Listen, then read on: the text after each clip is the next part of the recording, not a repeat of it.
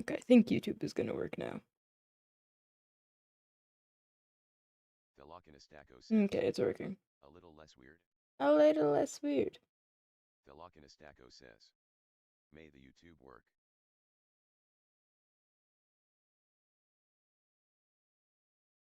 Sam Wilson, Army veteran, grief and trauma therapist, an Avenger, Defender of the Universe, the Falcon, Captain America.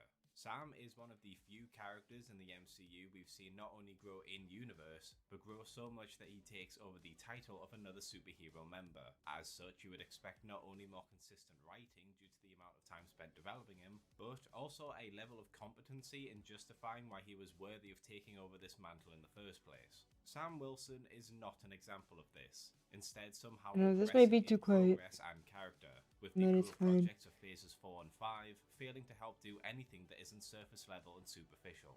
Let's explore the rise and character assassination of Sam Wilson. Sam Wilson is first introduced to us in The Winter Soldier, running into Steve during their morning workout routines. His characterization here is solid No, and you're too well-defined, quiet. being an individual who, while snarky and quick-witted, is a genuine nice person who offers to help Steve not only discover some music that might be worth checking out after coming to the 21st century, but also relates to him on a personal level, bonding with Steve over their difficulties coming back from war, and casually offering him a place in the next therapy Let's group finish session. both And sketches despite needed the for this physical today. prowess of Steve and how significantly he struggles to try and keep up with him, Sam still tries to keep running and even compete with Steve, despite having no chances of beating him, showing his determination against much greater odds. We next see him at the therapy session, helping those in the group come to terms with their trauma and encouraging them to get out into the world and live their lives as best as they can, while at the same time being very open and honest,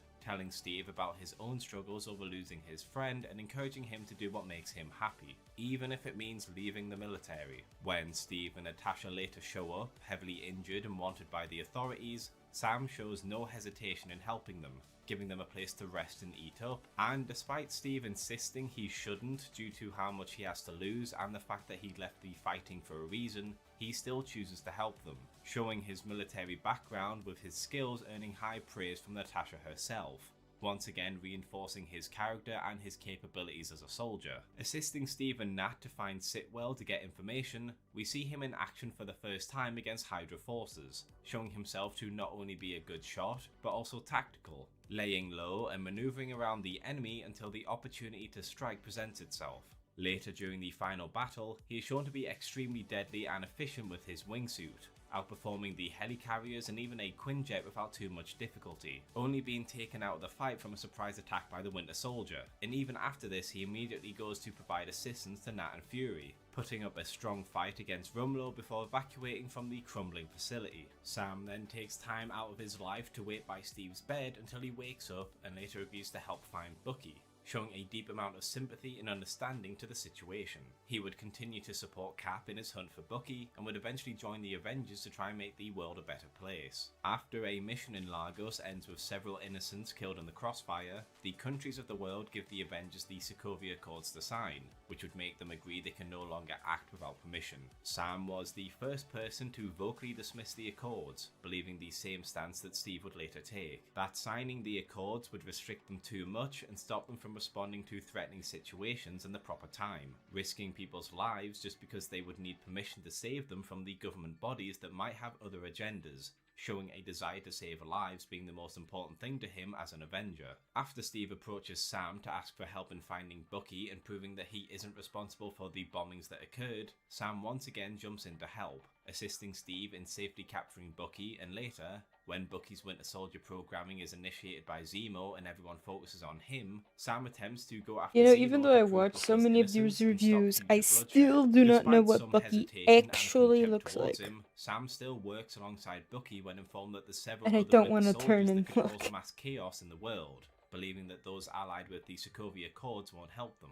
Later, when attempting to ensure Steve and Bucky get away to stop Zemo, Rhodey is injured, and realizing that the two no longer need his support anymore, Sam chooses to go to Rhodey to see if he can help, even though he knew how emotional Tony would be and that he would most likely be imprisoned, once again showing his extreme care and empathy that he would allow himself to be captured just to apologize to someone he unintentionally got hurt. When Stark visits him in prison, once again despite his contempt for him, Sam chooses to assist Tony when Tony shows evidence of Zemo's involvement and willingness to help Steve stop him, once again showing that Sam can put personal feelings aside when innocent people's lives are on the line. Over the next few years of his life, Sam would work alongside Cap as fugitives to help the world in secret, and would later be a key asset in the fight against Thanos, helping to save Vision, fighting Wakanda, and later, after being brought back by the Avengers time heist, immediately dove back into the fight at the Avengers compound. After Cap decided to stay back in time and live his life before coming back to the present, Sam is offered the shield and the title of Captain America. And after that a some thing? hesitation, he How promises to live is up that to his is that legacy. And possible? despite I'm the choosing to strangeness of stay it all back in and time the and live variety out of my life emotions before he was coming still back in to his the Stacko future. says. he tries to keep The swirl of the topic nose as RN positive looks as he like a can. gas mask. So what do we know about Sam Wilson, the soon-to-be Captain America? Well, on a don't see it. superhero level, he is equipped with a jetpack flight system that allows him to easily traverse the open areas as well as dodge much more armoured targets like the anti-aircraft guns and even Quinjets, skillfully taking down long-range targets with precision marksmanship while also being able to get up close and personal for hand-to-hand combat, showing a good combination of strength and athleticism. On a personal level, Sam is shown above else to be a very empathetic person, becoming a trauma counsellor to help those who have experienced extreme grief and guilt, constantly putting his own life on the line for the sake of doing the right thing. And despite having heated moments and contempt at times, he is willing to put aside those things for the sake of doing what's right, as best demonstrated by the fact he talked to Tony despite not liking him, especially after the fight they just had a day ago, just to make sure that Steve would have some backup when taking down Zemo and the Winter Soldiers. It would seem that Sam was a very good candidate to hand down the title of Captain America to, especially as Bucky was still trying to cope with his time as the Winter Soldier and hadn't really had any heroic moments to show us why he deserved to be Captain America.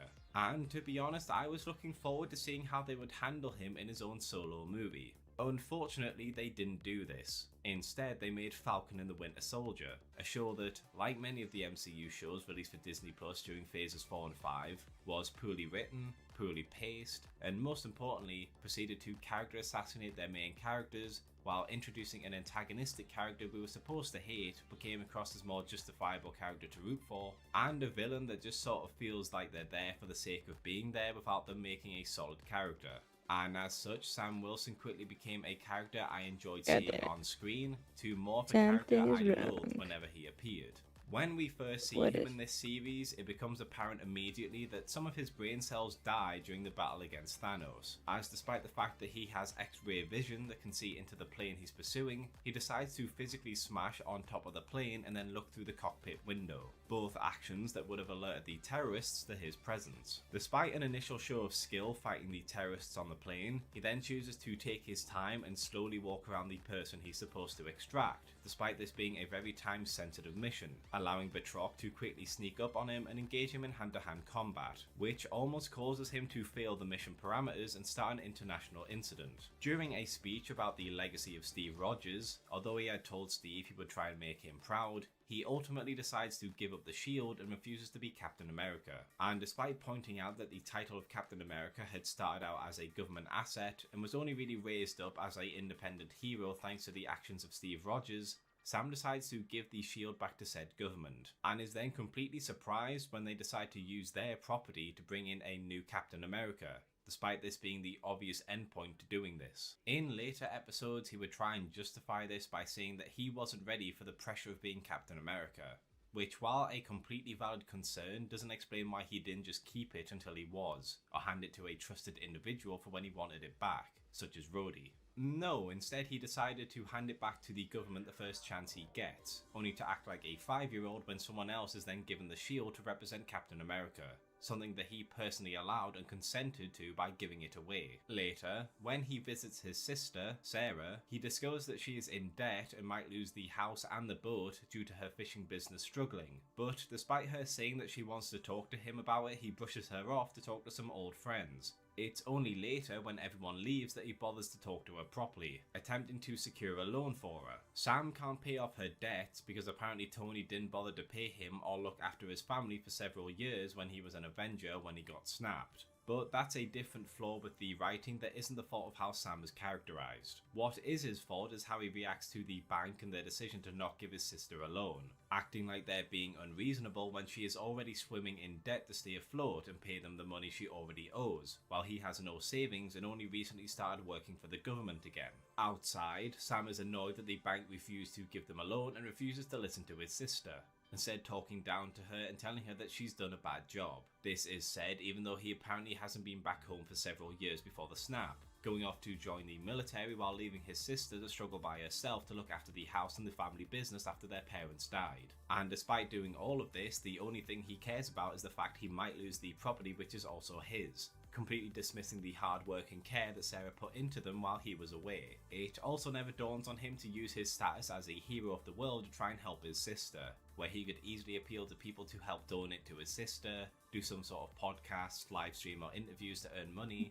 or even ask the government for a small sum that he could pay back through doing government contracts. Instead, he insists on trying to get it through the bank so his sister's name is on the loan, meaning that should something go wrong, she will face the consequences of it. Once again trying to make her take full responsibility for something he wants equal access to while he goes off to fight crime. After John Walker is revealed to be the new Captain America, Bucky grills him on why he did what he did and what did he expect to happen. Sam apparently had no idea that they would bring someone in as the new Captain America, despite the fact that the government technically always had control of the title and the shield. He endorsed them by publicly giving it back, and then he was even told by Rhodey what would happen. But no, he insists that this was completely unforeseeable, telling Bucky to back off and then completely brushing off all responsibility off of himself. After being deployed on a mission to learn about the Flag Smashers, Bucky comes along with him to help, and even though he is a super soldier with advanced combat experience, Sam refuses to cooperate with him in any way, even though the lives of innocent people are on the line, leaving him behind and forcing him to jump out of a plane which could have caused him extreme harm. When attempting to do reconnaissance, Sam doesn't even bother to explain what his plan is or try and compromise with him in any way, leading to the two arguing with each other instead of figuring out the best way to stop the Flag Smashers. Alright, giving as them enough always, time to I begin go transporting doing the the head resources they were first. loading up on. After some And then I have questionable to figure decisions made out by Bucky, the two begin fighting the how Flag on Smashers on top earth of the trucks. And even though these people are to powerful forget a enough to body fight on it. Bucky and leap from the truck with ease, Sam refuses to use his aerial abilities to his advantage, sending Red Wing in to be smashed and then refusing to use his guns, allowing himself to get restrained and almost killed until John and Lamar show up. Although the two greatly turn the tide of the fight, Sam still manages to mess things up by throwing one of the Flag Smashers into Yeah, Bucky I should instead of start literally with the ending general. forcing Bucky to fall Headless down and Horseman be stuck series. underneath the truck. Maybe Meaning not that that Sam now far. has to spend But his I time certainly rescuing could Bucky benefit instead of from assisting John and Lamar, starting who are off with a obviously rough no match sketch of the against four entire super soldier body, empowered individuals. and then Sam going even into slyly refine. retorts that Bucky is welcome for the rescue, I just a can't, rescue Bucky wouldn't have needed if at Sam least never bothered to put I him have in that not. position to begin with. Even though Sam just messed up their The Lock in first a chance Stacko of stopping says, the Flag Smashers that does and make then left sense. them defend for themselves,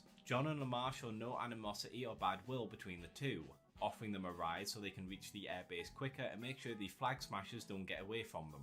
And even though Sam knows the dangers of super soldiers, he initially refuses to go with them out of spite, having to be persuaded into getting into the Jeep by Hello, Walker. the In noob. the Jeep, Sam is annoyed and frustrated that I the don't know government tracked his why. equipment, which is what allowed John and Lamar to find him. Last time I checked, Sam didn't create this equipment, so it must have been given I don't to know him why I in the didn't first capture you. place. So I don't understand why he's so entitled to think the government would just give him millions see of your dollars worth message. of equipment and not keep track of what it's being used for.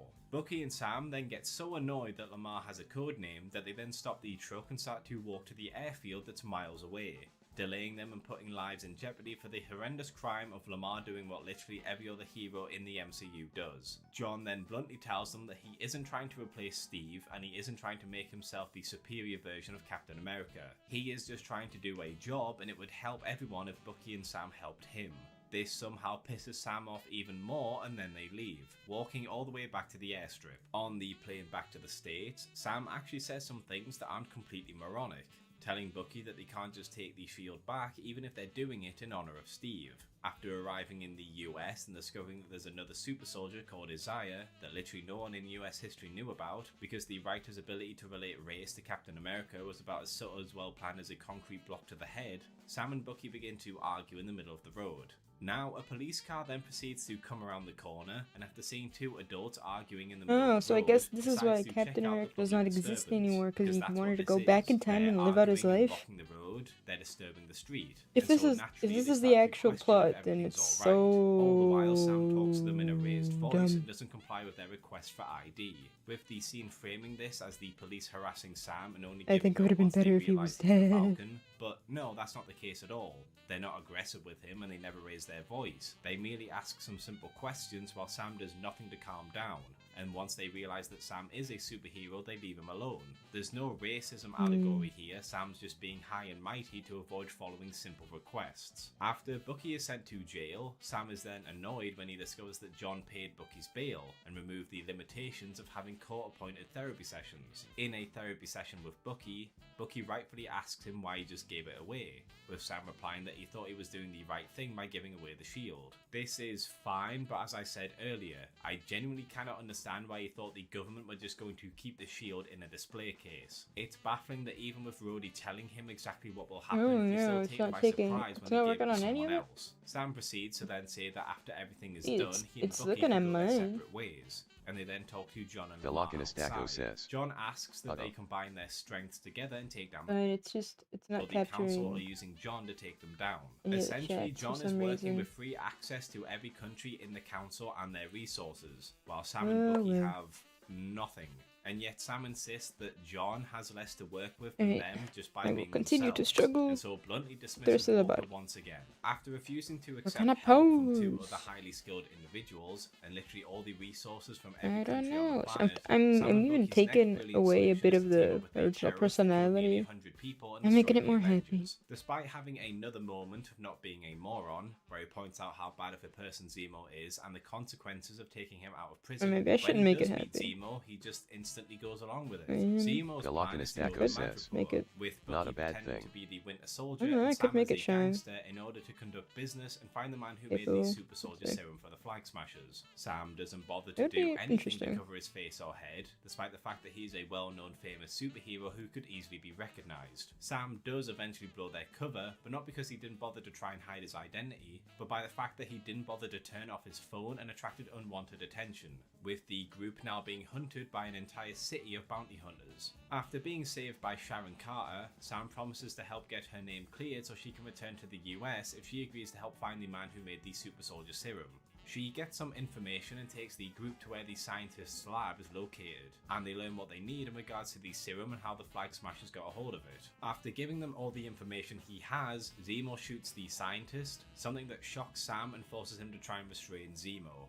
Why? Sam knew full well what Zemo's goals and motivations were.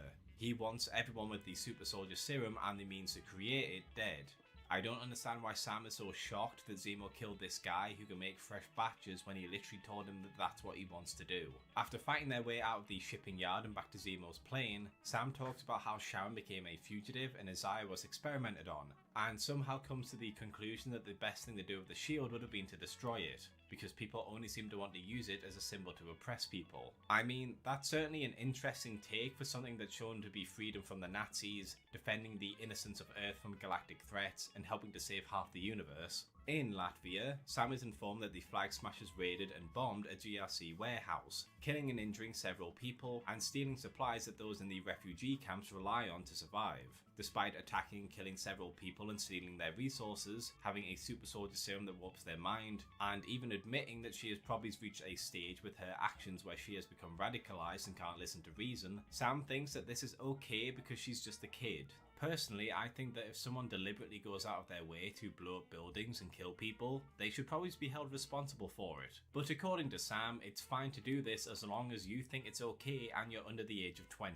After investigating a refugee camp and speaking to some of the other people there, Sam comes to the logical conclusion that being able to go anywhere and do whatever you want with no checks whatsoever, which is what happened during the blip, is a totally valid approach to creating a structured, functioning society, because an anarchistic world where there's no governments to hold people accountable for their actions or keep track of potential threats sounds like paradise, doesn't it? He also insists that he can reach Carly and stop her because she isn't motivated by what most other villains they fought against have been motivated by. My guy, do you understand who you're in the room with? Both Zemo and Carly had loved ones taken from them by groups they believed had their best interests at heart, but recklessly got other people killed. The only difference is that Zemo actually had a valid reason for feeling the way he feels, but Sam shits on him throughout the show, while at the same time putting a more shallow and unjustifiable version of him on a pedestal. He just becomes a massive hypocrite from the 4th episode onwards with zero self-awareness. Sam phones Sharon for help. Dude, the mouth shape here is really important. And then he is taken by surprise when he runs into John and Lamar, with Sam and Bucky still not figuring out that running around with their world-famous faces out in the open was bound to draw attention to them, especially when they're walking around with a well-known terrorist. Sam somehow comes to the conclusion that now, when she is grieving her mother figure and therefore her emotions are all over the place, is the best time to try and talk sense to her, even bringing up his time as a grief counsellor from the Winter Soldier.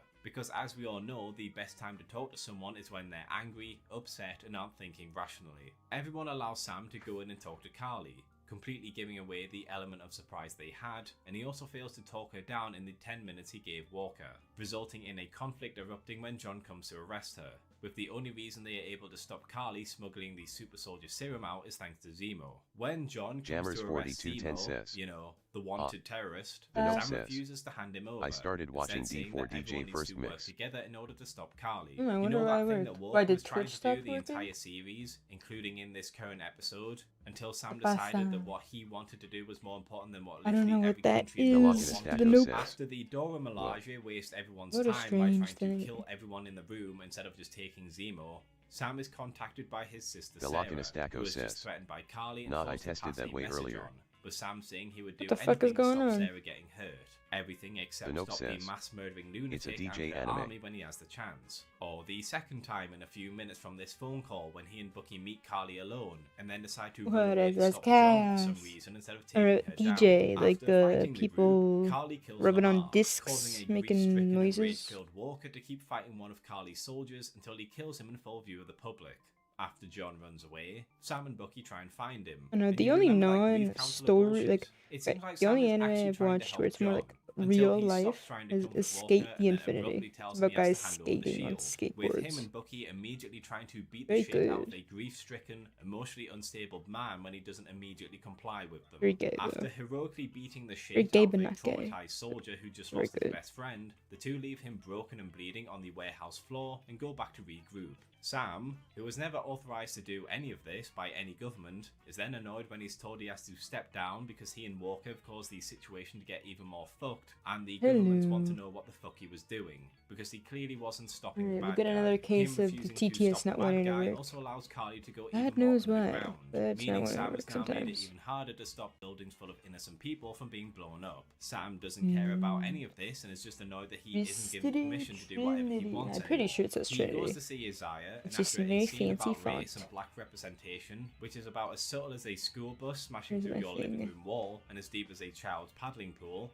Sam decides to not deal with the super soldier terrorist that he allowed to get away, because apparently he was fine doing stuff without government permission and annoying Know that I government have the chat officials up, for the first and I half of the can't show, see but them. doing his own thing now and annoying the government is just too out of character for him, and instead he comes back home to boss his sister around on things that she has a much better knowledge of and how to do. After fiddling around with the family boat with Bucky and fucking things up for Sarah, Sam decides to talk about the shield while displaying proficiency with throwing it, while also, for the first time in the show, giving some good advice on grief that is actually useful and reasonable. He decides that he is going to keep fighting and will be Captain America, and we then get a training montage of him not being able to use the shield like he just did a few minutes ago. He quickly suits up as the new Captain America and doesn't seem to be bothered trying to warn anyone about the possible terrorist attack that is about to happen at the GRC meeting. After the building comes under attack because no one decided to warn them about it, Sam and Bucky arrive to help, and he ends up getting into a fight with Batroc, a very terrible one that has a very funny scene that I'm going to use as an analogy later. After pursuing a helicopter full of captured GRC PRC senators, Sam actually manages to be quite competent at first. I'm still not sure if even this thing is a helping to cat or a save dog. A couple of helicopter pilots that get caught up in the crossfire. That is until he decides to just keep randomly flying next to the helicopter and doing particularly nothing. matter. I mean, I guess dog. The pilot to keep plowing into him until he smashes into a ship and gets bombarded with loads of thank you for the subscription. I don't know, with the way that the numbers and the words are all scrambled. Maybe it was Trinity, just because and he arrives just in time to save the they're hostages. using all When very Carly fancy and the others lettering. flee while using smoke to cover themselves, despite having X-ray and thermal vision that can be used to immediately keep track of them, Sam decides to just stand there and watch them run away, only going after them once they flee thank you into for the the construction area. subscription. Once he finds Carly, Sorry he that sees her DPS is standing not over Sharon, working. having just shot her and going to shoot her again. And after all of this, Sam tries to act like she's just a kid who doesn't know what she's doing. This girl launched terrorist attacks across all of Europe, attacked New York, and just tried to slowly roast a bunch of civilians alive. Kimono But style, according to the Sam, that's because she's just a bit confused. chin After tackling her, Sam keeps saying that he doesn't want to fight her, trying to reason with her and refusing to attack, only defending himself instead of just ending the fight, and literally just stands there and watches as she picks up a gun and begins to shoot him. And if Sharon wasn't there to kill her, Sam would be fucking dead, all because he thought that the psycho teen terrorist was some misunderstood cutie. After cradling her body like she's some sort of heroic figure, Dr. Frederick Sam talks says, to the senators, How is asking the them art to going? stop calling the person Dr. Frederick, who thank you performed for numerous terrorist stopping attacks by. all over Europe I and in the think US it's going a terrorist. okay. Sam tries to lecture them about I'm what trying they're to get a doing, hang only to immediately agree when one of them points out how complicated the situation is and that the senators are doing the face best is of what okay. they can. And then I During his really need to speech, get a handle Sam then says that the senators can't be on the doing the best body, that they can, because which is apparently gonna be putting going on a less Captain okay. America costume is just as tenuous and straining as Kinda figuring like, out what how the to fuck am I clothe doing? and house hundreds of millions of people. And Sam managed to go through the It's terrible a- ordeal of putting on character a is, like, a bit costume, so they nervous. should be able to magically make resources and houses appear from the sky. He tells them that Falcon they and need to do Soldier better, was even though before he said he a agreed that the show. situation is complicated and that they're doing the best they can. certainly so was I'm not sure a how they show. can do better when he agrees they're already doing the best. Maybe it's the but what echoing can I say? settings He's an idiot. that aren't He letting tops it off his speech that fucking Carly go must through. have had a point because people chose to follow her and define the government. Because there's no other reason why people would choose to follow someone who was little willing to give them crazy. superpowers and the ability to kill and steal whoever they want. You know, it's not like there's things such as, just a couple of words to throw out there, looters, psychopaths, sociopaths, opportunists, mercenaries. None of them could exist in Dr. her Frederick group, you know? says, There's no possible I do way appreciate anyone in the her genre group could of be slightly any of grumpy them. British After man he explaining finishes why the lecturing plot them of and movies flies don't off, make we sense. next see him closing Yeah, out I series with am some decent addicted to scenes, the making to sure the the genre saga is of acknowledged for his guy service and what was being done to him, and angry relaxing over and partying show with his that I family will and never Bucky. In watch. Falcon and the Winter Soldier, Sam Wilson is not the same as the Sam Wilson in the rest of his MCU I like being appearances. told While why an certain extremely shows are empathetic just person, even bleh. for those he dislikes, Sam somehow manages to carry the trait for Carly, but refuses to offer it to Walker even when he's I suffering never a watched psychotic it. breakdown I'm after never losing gonna his watch best it. friend. And despite I basically like having the a same reason to not motivations like for it. revenge, Anyway. he refuses to give the same Okay. treatment to Zemo. Okay. Speaking I of have to like Walker, imagine when a Tony, pose. the guy Sam doesn't really like, Okay, who he's just beat the shit out of each other, and the person he's not responsible super for Sam happy. possibly spending his life in prison, when he comes to It's gotta Sam be a and full tells him he body wants to pose. help Steve and stop No, it's Zemo, gonna only be half Sam body. The instantly full body puts will be a aside his own chibi. personal feelings for the sake of stopping a man who has killed dozens of Gotta innocent be a people little and might be trying to interesting. kill even more. Here, Walker comes to him to ask him for Gotta be help wearing in stopping a clothes. terrorist group from going around the world killing people, and he instantly tells him to fuck off and stubbornly refuses to do anything that would end this threat. Actually, the In eyes might fact, be he a would little rather too work with limited far resources apart. Let me just alongside do a wanted this. criminal and terrorist instead of having access to the resources and manpower of entire governments just because he didn't want to work with Walker. In every prior appearance, he was willing to put his life on the line if it meant doing the right thing.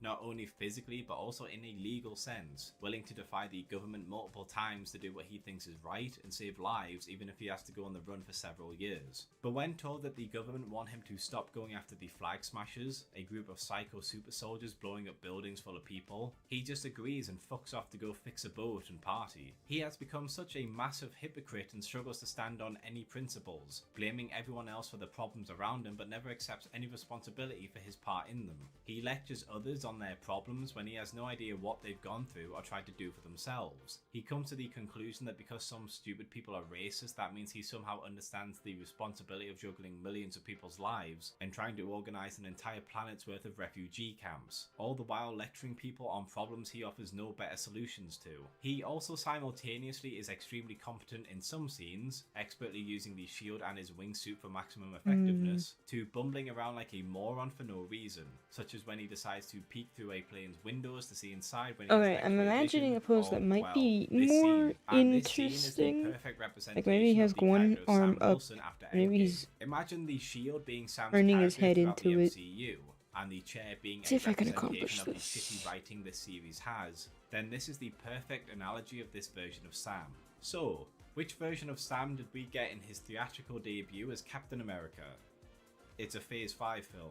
What version did you think we were going to get? He is simultaneously a quick-thinking, fast-acting soldier capable of outmaneuvering a Hulk, and then he'll struggle to take on one dude in a fistfight. They constantly go on about how he doesn't have the super soldier serum and has to rely on his tech and skills, and then Red Hulk will swing a flagpole like a baseball bat and he'll catch it with his bare hands without his arms instantly shattering, showing not only It's a his stupidity but the Komodo, amount of plot armor what he the fuck needs is in order to win. anatomy? Speaking of the super soldier serum, his personality is just all over the place as it was in the show. On the one hand, he's extremely empathetic and tries to talk the villains down, being able to understand their grief and trauma, and then at one point he goes up to Bucky and tells him that he should have taken the serum, like Steve and Bucky did.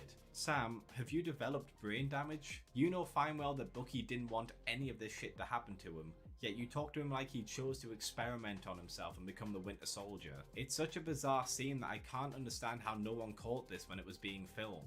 Ever since he's been deprogrammed, one of Bucky's main character traits is his trauma over what happened to him, and yet Sam acts like he wanted to become this super soldier badass. He also never bothers to get in contact with Banner to try and get his opinions on things. I get it, Banner is mostly just trying to relax and meditate on everything he's been through, and it's not like they're best pals, but they're friendly enough and on the same team. Says, So it just comes across I think as I like this unbelievably expression stupid more. that he would never contact the world's expert on gamma radiation when it comes to Right, dealing I like with these the gamma I like related the not the style best way to that I'm unveil heading your new towards. Captain America to the world.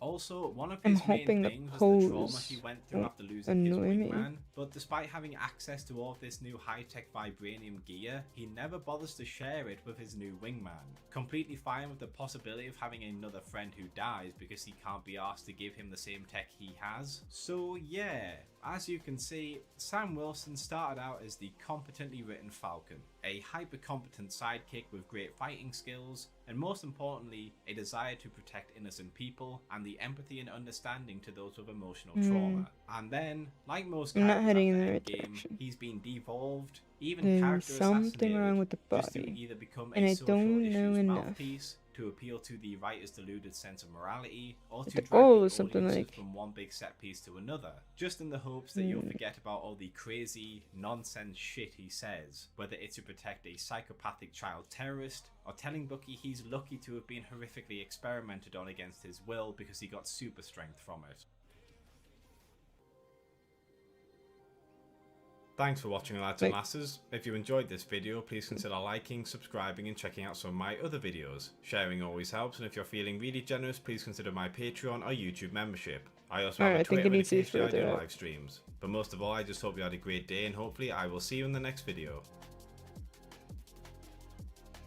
Look at it eventually.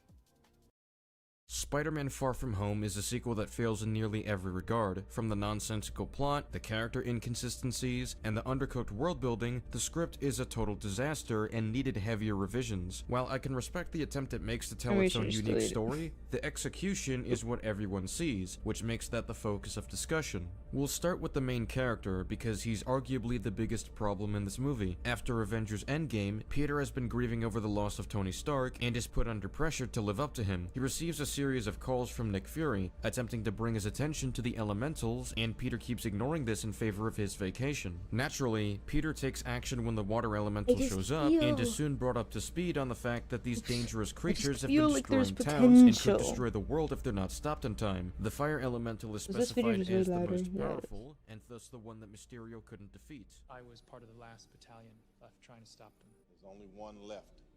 The strongest of them all, the one that destroyed my Earth. It's the one that took my family. One may say to call the Avengers, but Okay. fake Fury and Just fake if I Hill can made it get immediately through clear that's not all an my option.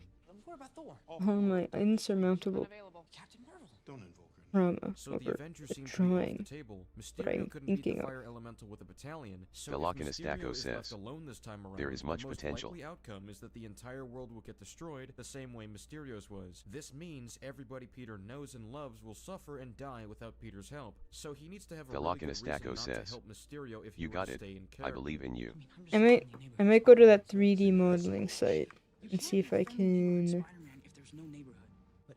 get a pose, a 3D This model is a of this lie. pose. Aunt May herself packed the suit for if a situation like this were to arise. It's a good thing that I packed your suit, huh? I feel like She would not somewhere have should killed have. Peter for trying to save the entire world, considering she knows Spider-Man has worked with Doctor Strange to save the universe, and nothing bad happened between them. Who was that guy that you were with? Was that Mr. Strange? Doctor Strange, me. And what's even worse about this reason is that even if Aunt May were to flip out on Peter because he saved the world, that is better than Aunt May and the entire world being dead. And Peter continued to be Spider-Man against Aunt May's wishes in Homecoming, so why would this matter? My whole class will figure out who I am, and then the whole world will figure out who I am, and then I'm done. Just one small problem. Hide your identity from who, Peter? The ashes of the planet? You're saying the lives of a billion strangers are more important than my identity? Maybe. And while helping out as a risk to his identity, Peter willingly helped fight the water elemental without his costume. Peter left his school bus and risked exposure. Yeah, I'm in literally broad raising daylight my because he saw arm an and alien putting my ship hand threaten behind the my head city. right Do now. we honestly believe Trying that Peter would to prioritize his secret identity over the understand destruction of the world? No. what I'm trying to do. Standing by and allowing someone to suffer or die because you do nothing. If you don't get that, then you don't get the first thing about being Spider-Man. This is not a reason he would give to justify letting the entire world get destroyed when he's their last hope in saving it. Now, obviously, Peter is doing this because he wants to enjoy his vacation, but you can't enjoy a vacation when the world is destroyed. You can't plan anything around MJ if the world is destroyed. All of your loved ones are dead if the world is destroyed. He knows that Mysterio's efforts weren't enough to save his own world, even when he had help. He also knows the Avengers aren't available. And then I put on the yet he chibi proceeds to model, lie but his way out of helping. this doesn't work because it doesn't The have the Lockinus bones. Dacko says, "Big brain This time. is a really You bad got it." reflection of his I'm character trying. already, and there's an element of this that makes it even worse. According to Mysterio's story, these elementals exist in other universes, which means other worlds besides Peter's are going to be at risk of the same world-ending threats. So it's not just Peter's world that he's letting down, he's potentially letting down countless other universes that may be defenseless against the elementals without Mysterio and Spider-Man's help. And the next, and the next, and the next. That's a lot of dead people, all because he wanted to have a vacation. Which is strange considering that Peter left Liz at Homecoming in order to stop the Vulture, showcasing his willingness to compromise his personal life and relationships in order to save I'm lives. just He was scrolling willing to 3D almost models suffocate in now. space just to save one wizard. He was Hoping willing to risk a find one-way something trip to that'll space to save the me. world. People have tried to defend this by saying Peter is sad about Tony's death, and there's too much that doesn't work about this. First of all, Peter Parker became Spider-Man because his inaction caused Uncle Ben to die. Look, when you can do the things that I can, but you don't, and then the bad things happen, they happen because of you. The So Lockinus when another Dacko says, mentor of his literally dies "You need to save make the someone entire become your model universe, while you Peter do is just Anatomy gonna let the XD." rest of his loved ones die and thus nullify the impact Tony's Yeah, sacrifice there's would not have very on Earth. many That doesn't make sense. volunteers. Second of all, he I continued don't to want be to have to Spider-Man go and even take a after picture Tony of died, myself. and he still fought the water elemental in spite of this. This alone is You know, blatant a lot of character people do assassination. that. He would never try to find an excuse to not save the world if he has reasons to believe it will die without his help. So we're just supposed to let people die. Even if we set aside the fact that the entire world is at stake, Spider-Man's help would mitigate the risk of civilian casualties. Peter Okay. gets told that 2 villages were destroyed, which should have made it clear to Peter why Fury kept calling But this him. one is The Lockinus Dacko says, interesting. Wiped out by cyclone. 3 days later, a similar event in Morocco. A village was destroyed by what may well be another world threat. But Peter doesn't even consider the fact that those villages could have been saved if Spider-Man was there to help. Now people have to live with their hometowns being destroyed or some of their loved I ones found being something lost. But almost these there, and I just have implications don't to. matter to Peter, as he shows no remorse or guilt for having ignored Fury so many times upon learning this information. If anything, he doubles down on this by coming up with dishonest excuses not to help. This part of the story doesn't work for Peter's character, and even more issues pile on from there. Peter gets his vacation agenda hacked by Nick Fury, which forces him towards the conflict. On his way there, he gets introduced to the Edith glasses. When Brad gets a photo of Peter and tries to take him out of context, Peter tells Edith to label Brad as a target. Yeah, he's a target. He's a target. Initiating strike. Intercept point determined. Releasing kill vehicle. So, Peter knows that Edith is about to kill Brad, so instead of telling Edith to cancel the drone strike like a normal person, he literally just sits there, like he's in pause mode, which allows the drone to fly all the way from space to wherever they are on Earth, and get close to the bus to shoot Brad. He had a ridiculous amount of time to react, but allowed the drone to get close anyway. Last I checked, Peter was aware of how to deactivate features he doesn't want to be used. Activating instant kill. No, I don't want to kill anybody. Deactivating instant kill. Even when Peter sees the drone get close to the bus, he literally takes off his glasses when he needs them to deactivate the strike. Are you stupid?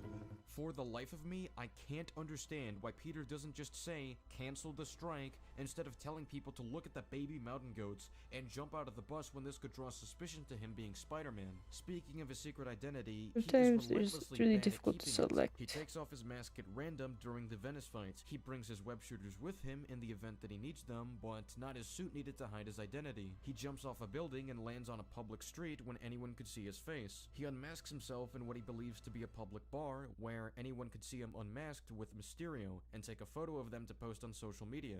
And they're talking about superhero stuff in this scene, making it very clear what's going on right now. At the hotel, he changes into his Night Monkey suit, and proceeds to discuss their whole plan while the door sometimes is I can't literally tell open if for I anyone broke else the to hear. model. He unmasks himself on a public bridge where a superhero fight just happened. Kind of defeats the whole anonymous superhero thing. Peter is also really bad at his job. In preparation for the fire elemental fight, he doesn't use Edith to evacuate the city, despite knowing how dangerous this fight will be. The most he does is send his class to the opera, but that doesn't account for the many other people who will be closer to the carnival and will be in more danger. Edith is able to access people's phones to the point of deleting personal files or altering trip schedules. Edith should be able to deliver messages to people and Well, warn I them got of something. pressing issues, so I don't believe It Peter uses is incapable of something. alerting the entire Let's town see. of the fire elementals. S.H.I.E.L.D. says they can forecast when and where these elementals will show up, yet Peter doesn't use this data to warn all the people in Prague. He, for some reason, doesn't ask Ned to vouch for the validity of this data to aid his classmates in the evacuation. If he did, Ned would have been able to tell Betty why they have to leave the area. But Peter doesn't plan any evacuation whatsoever,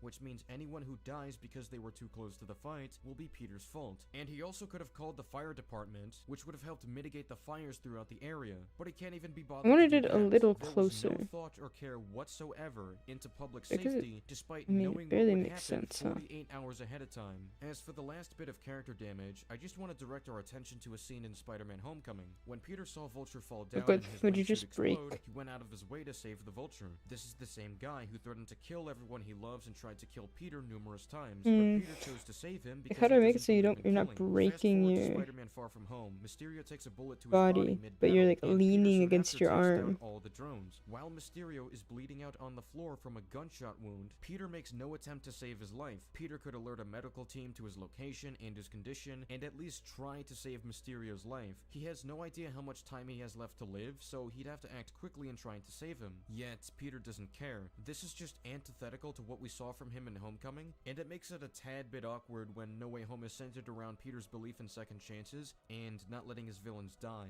Oh, some of these guys are gonna die. It's their fate. Strange, have a heart.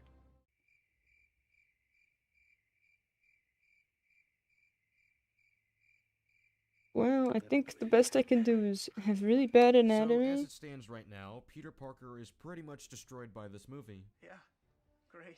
And by the end of the movie, I trying to make it look cannot okay. understand why Peter I'm doesn't literally destroy leaning Edith. against Seeing my the arm right damage now it caused, multiple seeing times that trying to Peter is against understand killing this. or spying on people, he should not be Let's okay with see. having such a surveillance system My that elbow essentially points a gun to is everyone on higher than Earth. my He head. even stated that he didn't want to keep them because they almost killed Brad, acknowledging that any mistake with these glasses can be catastrophic, and it does a great deal of damage to the messaging of the movie that Peter doesn't destroy Edith, because it ends up overlooking the implications of ever giving someone this level of power over the world. Winter Soldier handles this effectively by having the heroes destroy Project Insight so that the freedoms of the world can't be taken from them. This movie ignores this and pretends this is okay for Peter. With all of these issues in mind, this really does damage the arc they're trying to go for. The progression doesn't make sense because Peter's mistakes are largely out of character, some of which aren't recognized as mistakes by the movie and are rather glossed over. All of this culminates to the scene in the plane with Happy, where they try to have an honest conversation about Peter's struggles, and as a concept,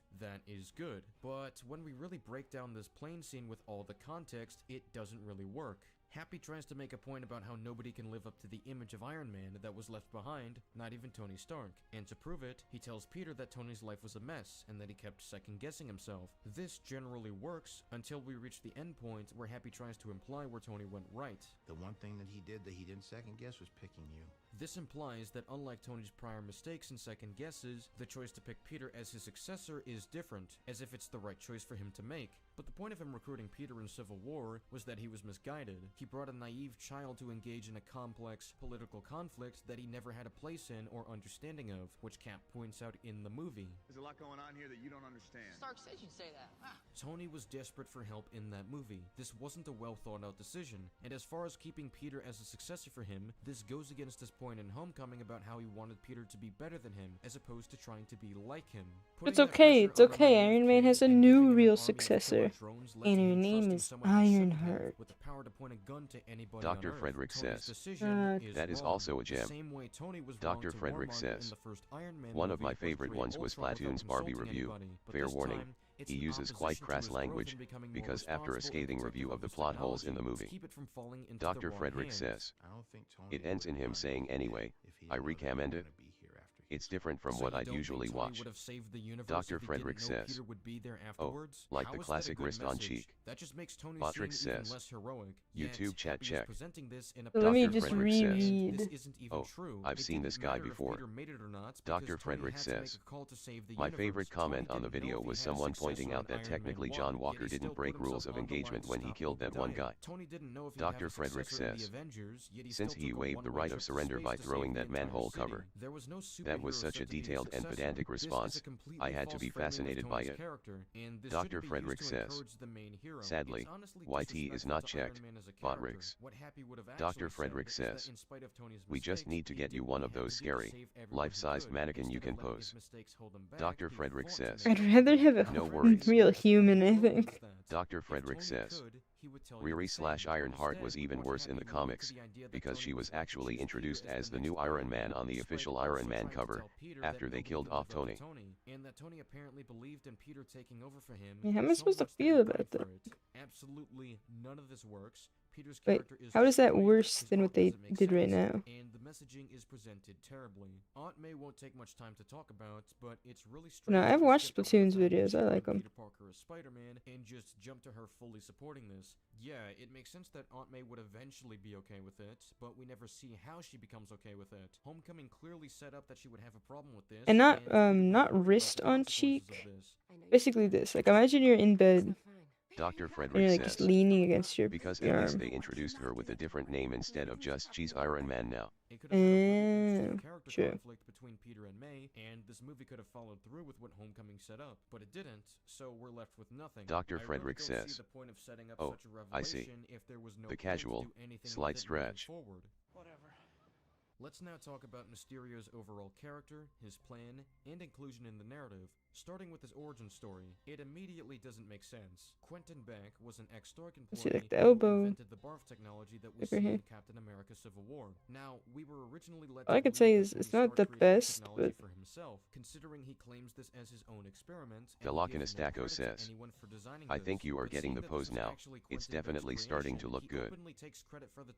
yeah, but I don't know how to push it more so it looks more good. Which is interesting, considering his whole speech was about funding people's projects and building their own futures. Dr. Frederick says, still made her nuts though. It drove me crazy how she kept complaining about Tony being from a rich family, when Riri literally went to MIT. Look, do you want me to put on the multiple Ironheart just teardown videos I've watched? Not only was she on MIT, bro, not only was she in MIT, she was on some in some special program made just for her, that she could graduate. But that still wasn't enough. She had to be like cheating on people's tests to get money on the side. She was stealing materials from MIT to try and build her own things. I mean, in the end, she stole the Ironheart suit, which was built in their labs. And I don't know, I just feel like anyone else could have leveraged their intelligence to make connections and gotten grant money or investor money or worked with the Dr. government. Frederick says. Meanwhile, Tony built his suit in a cave with a box of scraps. Okay, but okay, this is a counterpoint I see a lot in the comments, and it kind of makes sense. Yes, he built his suit in a cave with a box of scraps, but that's after the years of being rich and having access to a lot of tools. It's kind of like, let's say that you're given a piece of paper and you're told that you have to make an origami gun. But before you're like booted out into the wild, they give you a phone with YouTube on it and unlimited paper. Alright, so then you do successfully make an origami gun, and then they drop you out of a plane and tell you gotta make one before you're allowed to. Ah, I see. So the money slowly soaked into his brain, making him better at making suits in a box of scraps. Alright, so like after you're booted out into the forest, after you already know how, like you already know, like, you know, you're already an engineer in the art of folding an origami gun, then you can suddenly be like, okay, I'm gonna use sap and glue together a bunch of tree leaves, and then I'm gonna make an origami gun out of tree leaves.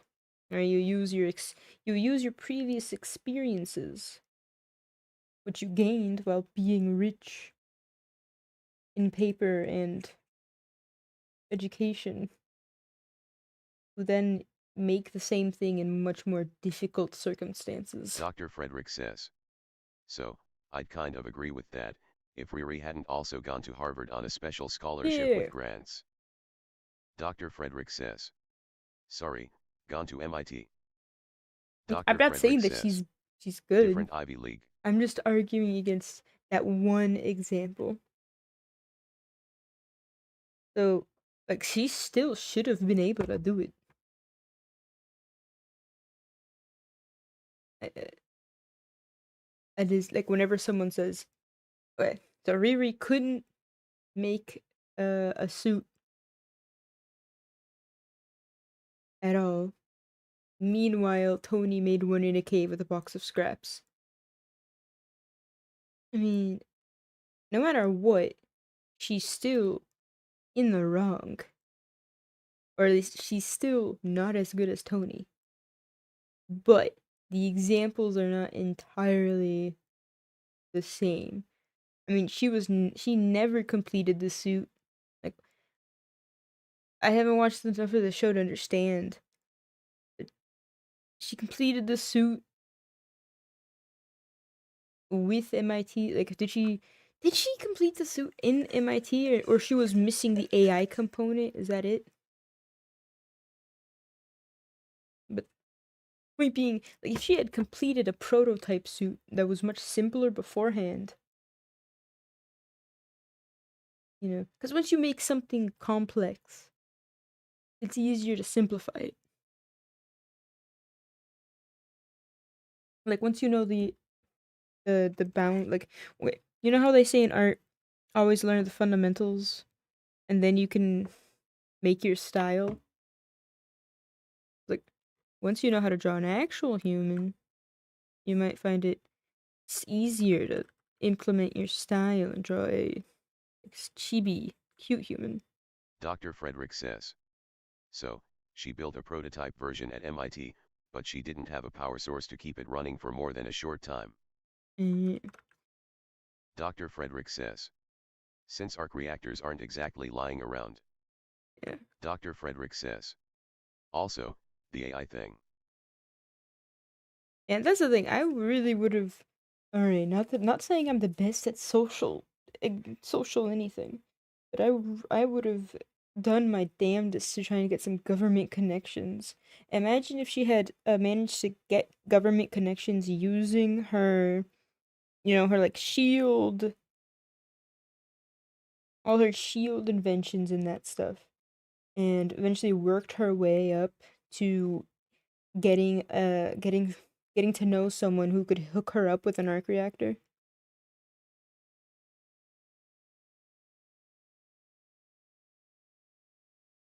That's the kind of progression I would write if I was writing a fan fiction about like some kid trying to Dr. Frederick follow says. in. Yeah, like that vibranium thing she'd build. Dr. Frederick says. I'd actually love to watch a show like that. Yeah, cause I'm really into different like Korean and Chinese web novels and like manhwas. And I really like the business ones, the slow growth ones, the more logical ones. And I could really imagine a kind of slower paced connection focused origin story. And they exist a lot because a lot of the ones that I read are kind of like, okay, you got a guy and he's a little special, but he has to build up his team in order to, save the world. So what does that mean? Okay, it means you have to find your craftsman, or you have to get a source of materials. You need your party of your fighters, your collectors, your wizards, your healers. You need your HR guy to help manage all these people you're collecting. You Dr. need, Frederick says. Imagine Shark Tank, with superheroes/villains. At first Yeah, she's fighting that's just to really get her foot in the door, then later she's being aggressively headhunted by every major organization. Yeah, that's a common plot point in these ones that I read. Like for example, there's this one I read. They all kind of blend together, but this guy awakens and he's very high level. So a lot of different guilds want to get him into their guild, and they offer him all sorts of benefits. Like you get a salary, you'll get unlimited S-class weaponry and armor, you get access to our craftsmen, you get your pick of the dungeons, and sometimes the character accepts, but sometimes the character wants to do it all on his own. And then Dr. Frederick maybe, says. They could tie in agents of S.H.I.E.L.D. and have Hydra fronts going after her. oh, that'd be cool. There also a lot of room for action and espionage for the groups that won't take no for an answer. And I mean, they could even tie back in like this gang that she joins with. Maybe they offer her something, and because she's so naive, all right, maybe she looks past the better offers and looks towards them. And then I don't see, and then, like there's a drop of a good story in every trash heap. Like what could I imagine? Um, she could even have it set. Like what if we imagine that she was doing great at MIT? What if she got like falsely accused of helping people cheat? Or, like, how can we build a more plausible scenario in which she gets kicked out of MIT? Alright, well, how do people normally get kicked out of a prestigious school? I can kind of understand she was so focused on building her thing that she didn't want to attend any of the classes. But it's kind of like you're a genius, but you can't even kind of like you can't even understand that being in the college is your gateway to completing your dreams, right? Like if you are in the college, you get the funding, you can build your dream suit. If you fail your classes, you're going to be kicked out. Therefore, a genius would probably think, well, I should probably at least pass these classes so that I still have access to all this stuff I want. Even if I'm phoning it in. Right? So she's got to have some disability. Like we got to like take a hatchet to her brain to justify why she's not passing and why she gets kicked out. And it's like there's got to be something more. And you know what? That's Dr. okay. Frederick says. And, if you want to take a more cynical view of university, you can make an arc about how rough and backbiting the college is. Yeah, maybe. What if the college is like colluding with the government and they start maybe they start trying to trick her into giving up her designs, or maybe they start letting maybe she starts finding pieces of her project missing, or people start sneaking around and trying to find out what she's doing. Maybe she finds cameras installed in her lab, and maybe the government isn't the good guy, and maybe she feels like it's not safe anymore. Maybe she sees news articles of like some guy wearing some weird suit that looks like a replica of hers. Uh, yeah, but then like would the government let that leak? Maybe it was like, okay, maybe she sees an article. The government might be testing, Iron Man suits? Question mark? Dr. Frederick says. Oh yes, like how the CIA stole her vibranium detector in the latest Wakanda movie. Yeah, see, I didn't watch that, but there's already a precedent, which means that it could totally tie in. So if the CIA stole her previous invention, by what means would they be Dr. like Frederick not says. wanting to steal I'm again? surprised Tot didn't really come up in Tay's show. Yeah. We could all be surprised about a lot of things.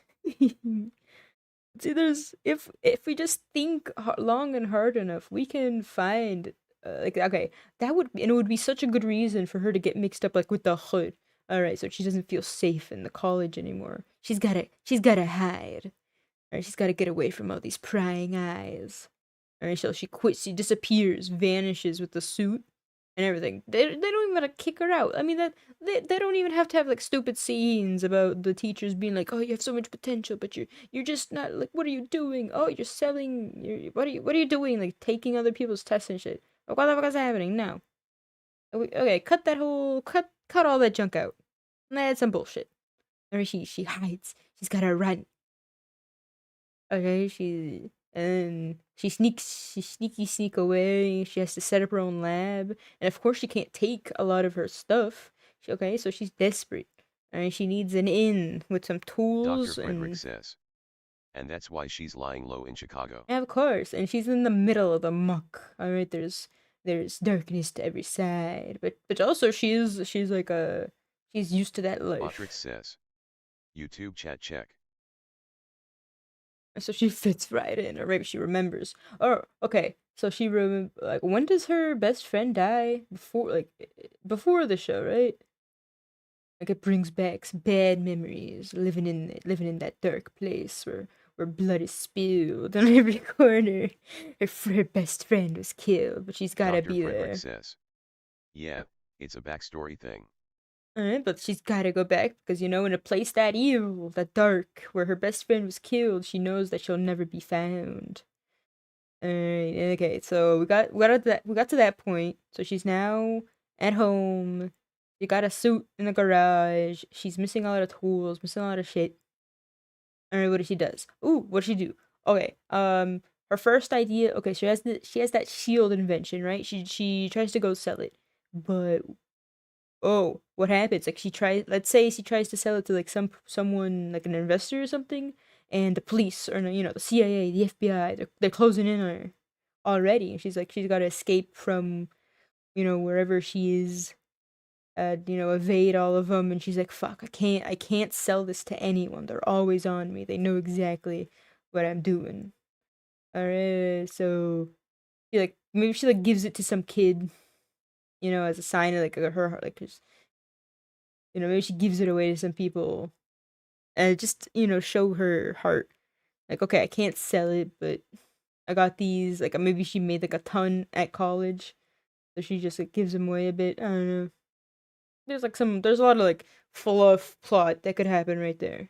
She goes back to her lab. What now? Maybe she does like maybe there's like a montage of her doing some real menial work, trying to get enough money to buy some of the whatever thing she needs. And there's someone watching. There's always someone watching, and it's that hood character, right, with his gang, and they need her for what? I don't know. Yeah, that's like, see, I can't really mix it up with the real plot. I don't know enough of it. I know that they lose. I know that the Hood gang, they lose some important character, like some important, part, like some character in their heist squad that they need a replacement for. She's an engineer. I mean, every guild, every squad needs the inventor, but I would never hire my inventor as my vanguard or as my enforcer or as my muscle. So how would he discover her? Why would he think of using her as a replacement for the guy they lost? How would they meet? I mean, the meeting, it can still be kind of similar, as in, she needs something and he can get it for her, and she can't get it anywhere else. But the way they meet needs to be more cool. Like, maybe she tries to get into some black market, and maybe she's in over her head, but he swoops in and... Dr. Frederick says, the smart thing is just not to tell them about the suit. Sell herself as pure brains. Yeah, but in this situation, like, for it to make sense... Dr. Frederick says, and then the suit comes as a surprise for everyone. I can kind of imagine it as let's imagine a scene where she's working on something. Maybe they commission her. Like, maybe it starts off as we need you to make us some shields. All right, we need you to make us some weapons. We need you to make us, maybe not weapons, because maybe she doesn't want to make weapons. But they slowly ask her for more and more diverse types of inventions. And all the while, they're, the Hood guy, he supplies her with whatever supply she needs. And he starts noticing, hey, like, some of this stuff is really high tech. What could she be using it for? Maybe he spies on her. Or maybe she's naive enough to reveal the suit to them. Like, for example, I could imagine, like, maybe if she's so naive that she does believe they're doing good, she might even, like, tout it out. Like, hey, I've got something that you guys can use, and it's gonna do a lot of good. Like, it's this autonomous Iron Man suit. You guys could save people with this. And, they're, like, rubbing their hands. Like, we could do so much evil with this. I mean, that's all, like, in the realm of story writing, I'm sure that's all very juvenile, but can't be any worse than what we got.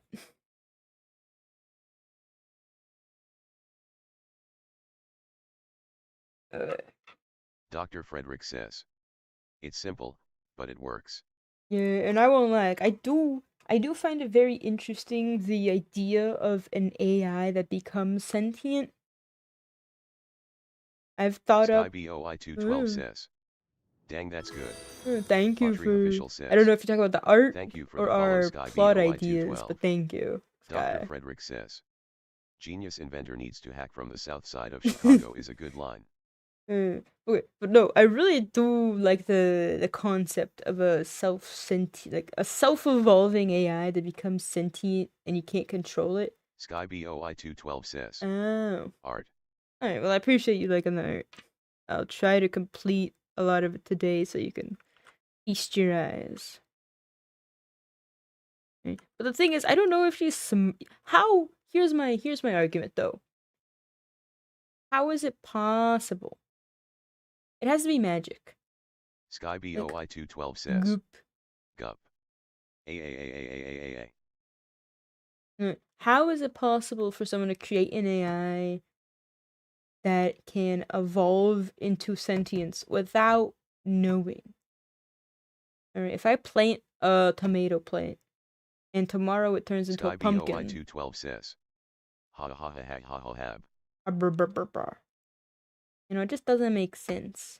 There's gotta be some, like, magic in there. If they introduce magic, then I would accept the sentient AI. And I actually did think up some scenes. Says, ha ha ha ha ha ha ha off of AA. And, like, I literally had, like, a weird brainstorming session with ChatGPT, about like what would it be like to Dr. Frederick discover says, that your AI is in sentient? fairness, they do introduce magic. Hood is actually a sorcerer. Yeah, but I'm just talking like in the AI sense. Like, I don't know if they imply that she SkyBOI212 could be says, magical. we. Yeah, it's not gonna accept your fancy text. What motivated Whiplash in Iron Man 2. Alright, back to the video. Dissing on not Captain America. But your father did to my family over 40 years will do to you in 40 minutes. Iron Man 3 touches upon how Tony creates some of his own SkyBOI212 says, and what was smart I about was that testing. movie is that they had Tony No. treat people unfairly before he had his experience in the cave, before he grew more generous and aware of the consequences and implications of his actions. Yet in the Spider-Man movies, they have villain backstories built on Tony wrongfully screwing people over. In the first one, he puts an entire crew at risk of losing their homes, which motivates them into a life of crime. In the second one, he takes credit for someone else's work, then fires him when he gets mad. Now I get the idea that Beck was meant to be unstable and he's likely omitting context, but there is genuinely no context that justifies taking someone's design and then presenting it as your own. And I don't think this justifies leaving so many unanswered questions, because with the information we have, how Beck went from Stark employee to Mysterio doesn't fully make sense. Beck implies that the argument they had was in relation to how the illusion check would actually be applied, as a means of giving some context for why there'd be a fallout to begin with. Like the holographic system I designed. A revolutionary breakthrough with limitless applications that Tony turned into a self-therapy. Dr. Frederick says, yeah. In the show, the AI was modeled off a scan of her dreams, which turned out to dredge up more than she bargained for. I feel like this almost works. Botrix says, Dr. Frederick, you leveled up to level 4. I mean, it's definitely interesting.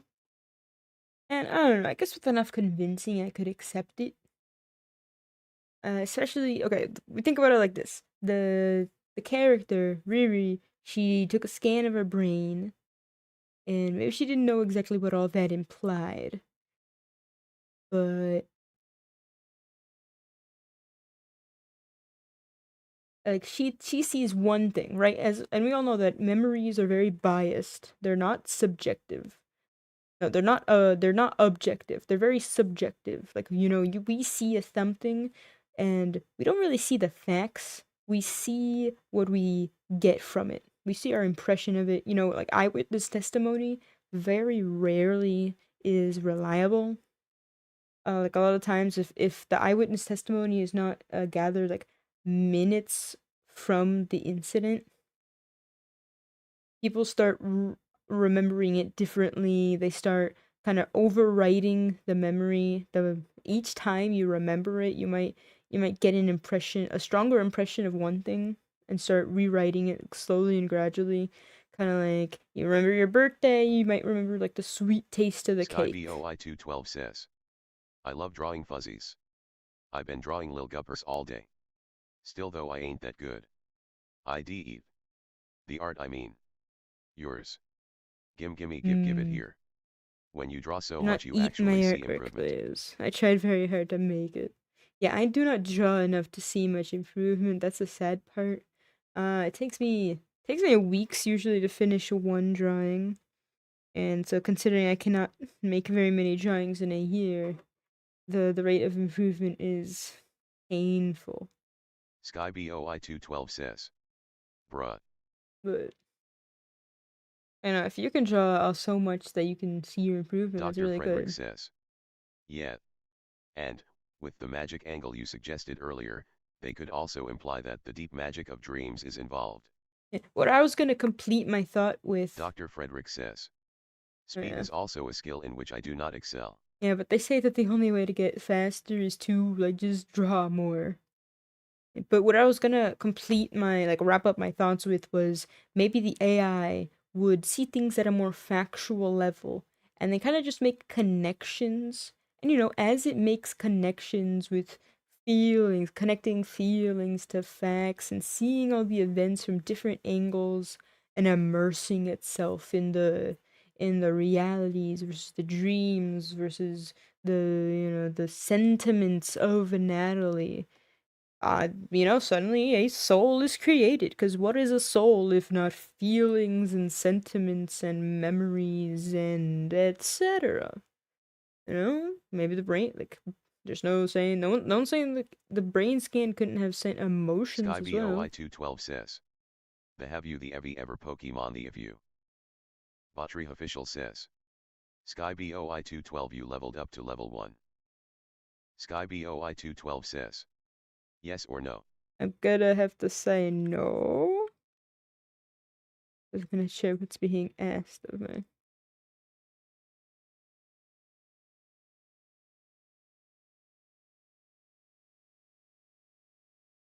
SkyBOI212 says, womp womp.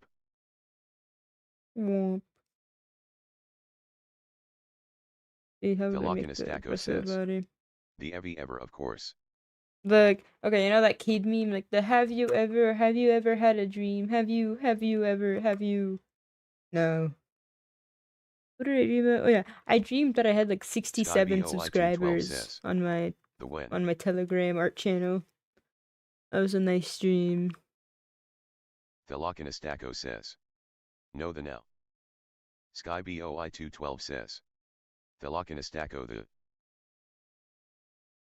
Velocinastaco says, nah. From falling out of golf carts to breaking toilets to finding fast food wrappers in the rolls I'm of for their fire bed, people. there have been some absolutely insane moments in my 600 pound Dr. life. Frederick Honestly, says, they just get that crazier implies as this video Telegram goes has on. more than And we 63 start with users. Marla, who was so Velocinastaco says, I think it has never at least maybe. 5. SkyBOI212 says, Teener.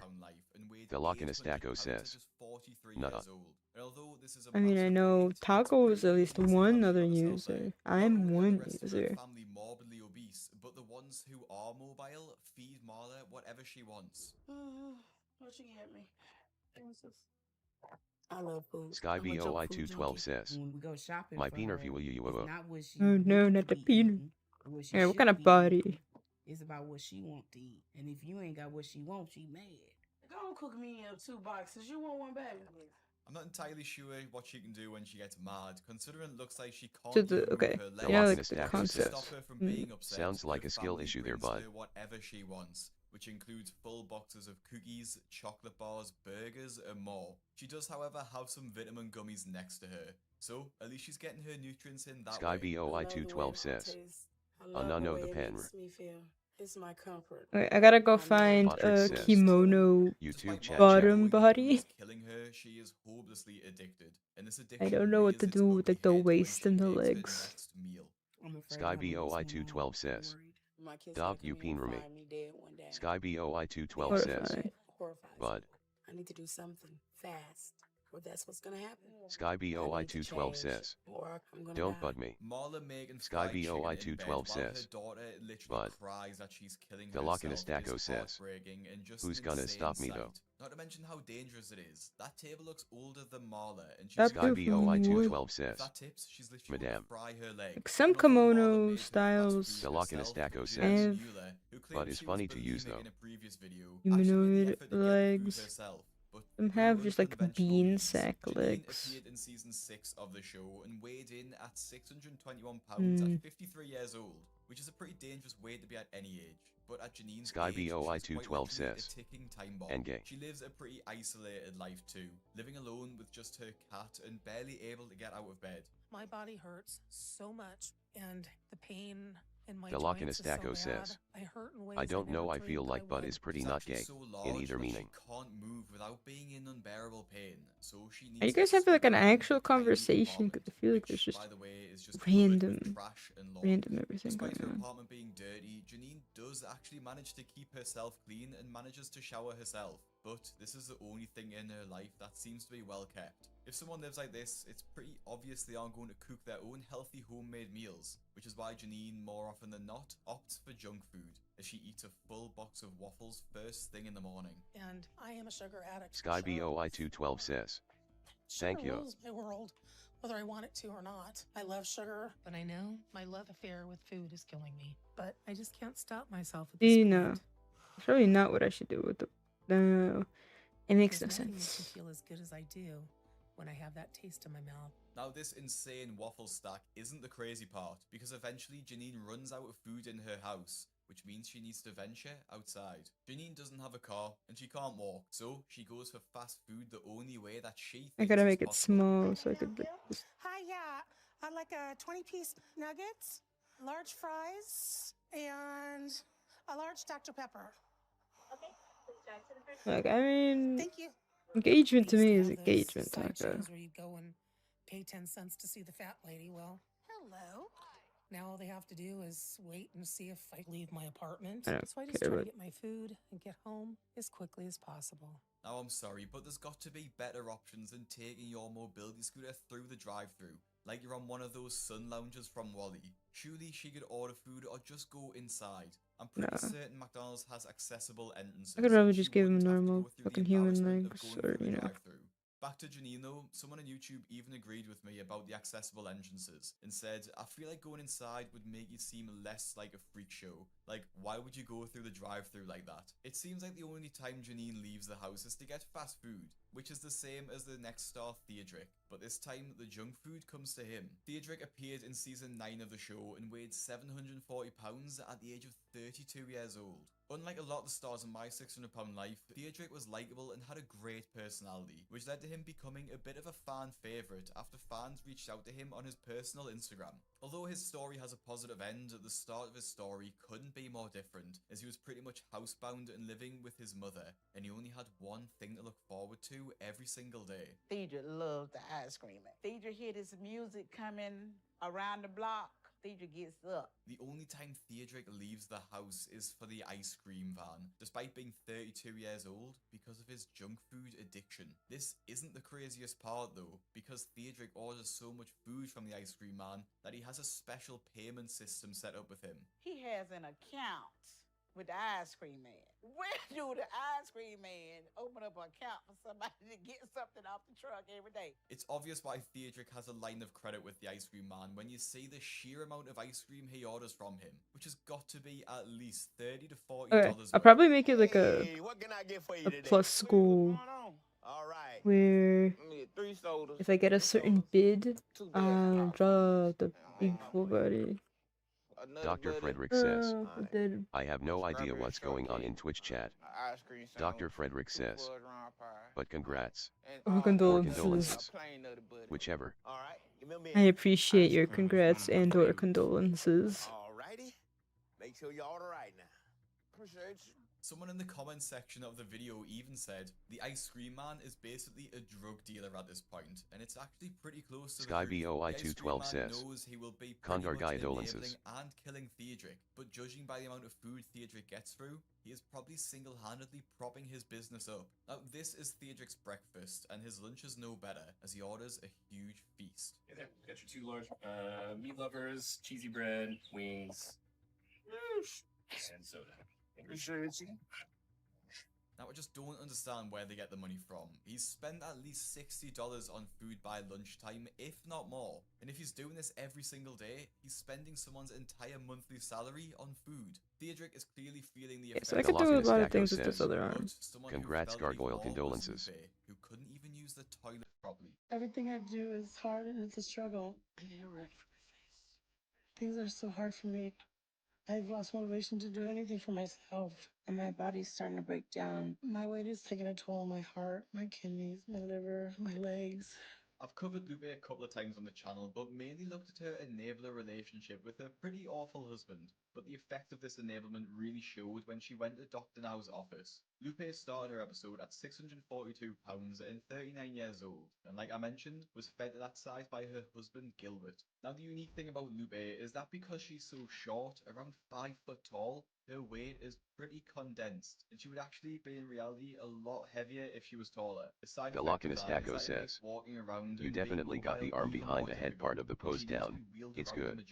I mean, not to get this arm This isn't too much of a problem because she can go to the toilet in a acceptable bed point. and just be tended to by Gilbert. But this isn't possible out in the real world. And in Dr. Now's office, she finally has a moment she's been dreading, having to use the toilet in public. No chicken. Just walk right there. One of the reasons I hate being out in public is that I can never use the restroom anywhere. The restroom looks like it's okay. Wanna try it? It's been a long time since I even tried to use the restroom because I just don't fit. If there's no room in here, close the door. Help me. Help me. Alright, that's gonna have to just be After okay. getting past the first hurdle, which is getting through a doorway, Lupe now gets to the second task, sitting on the toilet. No, make me fall already. Oh, make me up, please. Baby, overthinking it. It's broken. I'm not gonna fall the damn thing. The chair broke? Yes. Man, that reminds me of the one time that I did manage to like just break my fucking toilet tray. Like, well, it snapped in one place. Can you give me a hand real quick? And it kept pinching me. I will not speak further, but when is my roommate did not judge me very much and went out and bought a new one and replaced it. I have not broken one since. Alright. I can't do it. Serious? You wear yourself from crying. Dude, what am I supposed to do? I don't know. I'm missing something. I can't get off. The Lockinus Lupe Taco is so says, big that the moment she XD. sits on the toilet, it apparently breaks underneath her, and she is unable to get up, resulting in the ambulance. Alright, I know there's like a Not only tail is she that unable shows to up get right up, here. but Okay. Dr. Now thinks she might actually go into cardiac arrest because of the stress placed on her heart. Just get me off the toilet. What we'll do is put some around your back, take you up in an upright position. Okay. Oh. Need more slack? We're gonna Oh, my God, my legs. We're gonna charge this around. But once we get you up, it'll be alright. Yes. Don't let me go. That's alright. We're not gonna do anything until you say you're ready. Alright? Okay. Alright. 1, 2.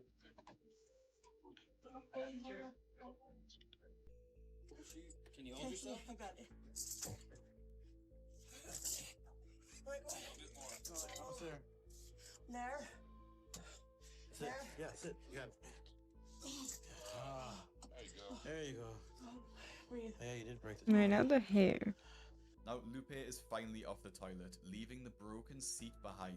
The worst thing about this is Man, that this might actually be the favorite one I've drawn so far. I'm just, you know, I tried for a new pose, and I tried a different style, and I don't know, I'm just kind of feeling good about it. Involved in an accident with a golf cart. Honestly, Stephen could feature on this list 1,000 more times after he was racist to hospital staff, ordered pizza to the hospital, threw his urine on the floor, and pulled his hair out. There's just a countless list of insane Unlike that things he's fucking done. human. But two of the most hilarious and disgusting scenes of them all happened in his Where Are They Now episode, with the first being just absolutely awful. Now, if you don't know who Stephen Asante is, he's probably the most hated and most famous star ever on My 600 Pound Life, and his story is just a complete car crash.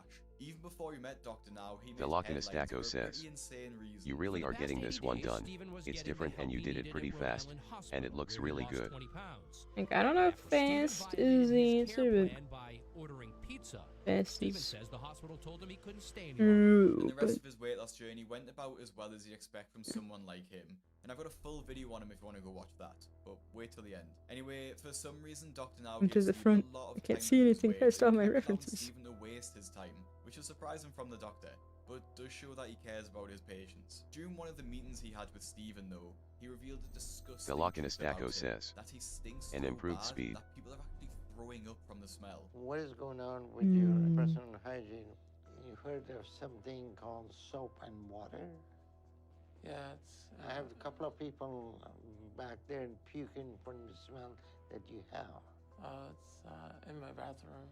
I can't even begin to imagine how bad. can you Stephen's imagine? To be honest, I mean, like, okay, you work in this kind of place where a lot of obese people of different cultures and hygienes come in, and this one guy is so bad that you're vomiting. Like, you and some coworkers just like cannot handle it.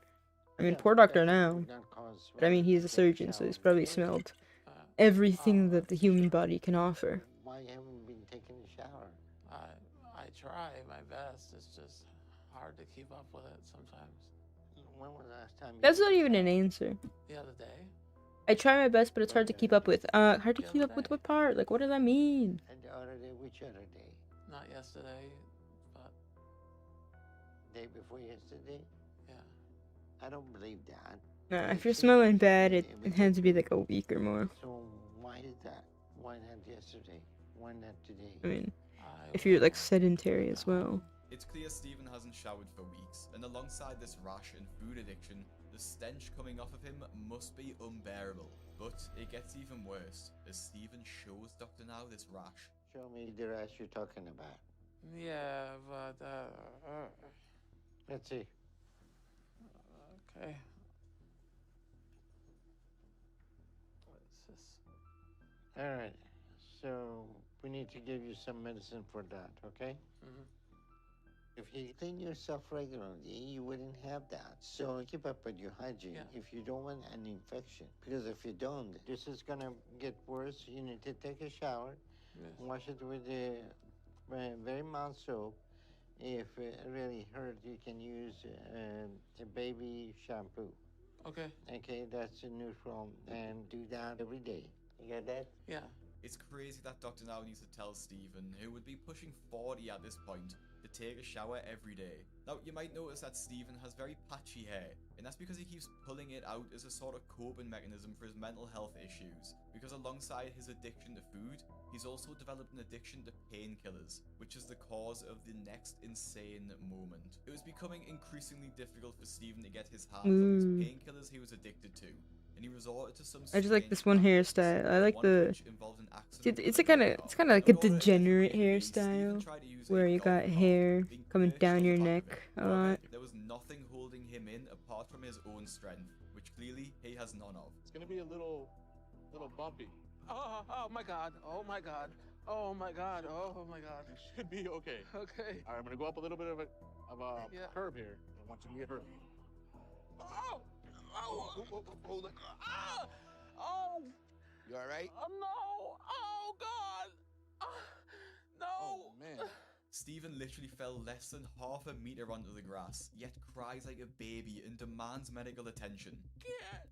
You can get a No, my whole body, I can't. No. You okay? No. My arms and everything. No, call. Lord, you need ambulance. Oh ambulance? god, yeah. Oh god. Ooh. Now, he might have actually really hurt himself, but I think the more likely scenario is that he just threw himself off the golf cart and is pretending to be hurt to get painkillers. I mean, not to be nasty, but he has plenty of cushioning to break the fall. And it's not only me that But thinks this too, you know, with his own counterpoint. dad agreeing. People who are addicted to drugs, they need drugs to feel okay. So even falling, you know, it may hurt a lot just because your body has no way to regulate that pain anymore. If he's hurt and I Patrick ignore it, says, he can end up with an YouTube chat check. emergency. And you add that with like the desperation to get more drugs. Like he wants. And I feel like either choice is the wrong one right now. Dr. Frederick says, addiction is powerful stuff. It's some scary shit. Amber Rashdi wasn't so lucky, as she had to use a humiliating way of getting Dr. Frederick says, even gambling addiction requires your brain.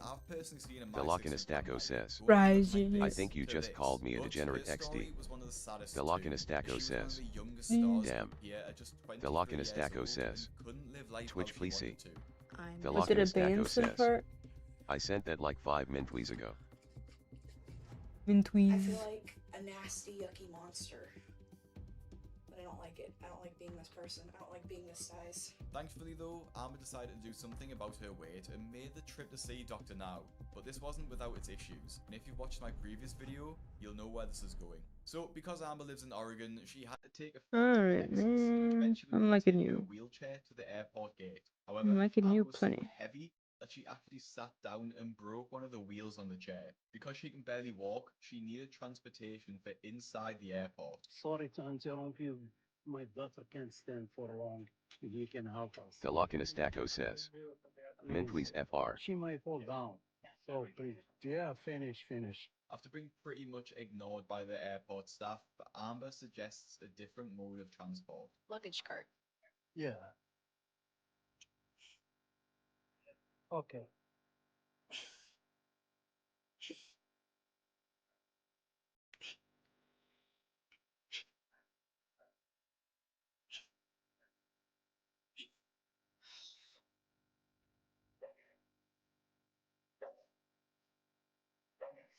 That woman just snapped a picture of me, and I'm not sure I like that. This is humiliating for Amber, and it only got worse. As people were actually stopping and taking photos of her as she went by, and you can't help but feel bad for her as she is wheeled through the public like some sort of circus act. Someone that you can't feel bad for though is Lisa, who tried to hide her fast food packets in her own hospital bed before them being discovered by Dr. Now. Lisa from season 6 is one of the most infuriating episodes of My 600 Pound Life, not just because of the sheer lack of effort put in by her, but also the fact that she lies to the face of Dr. Now. Being 49 years old and having to be helped in every aspect of her life, you'd think that she'd want to make a healthy change and really push to save her own life before it was too late.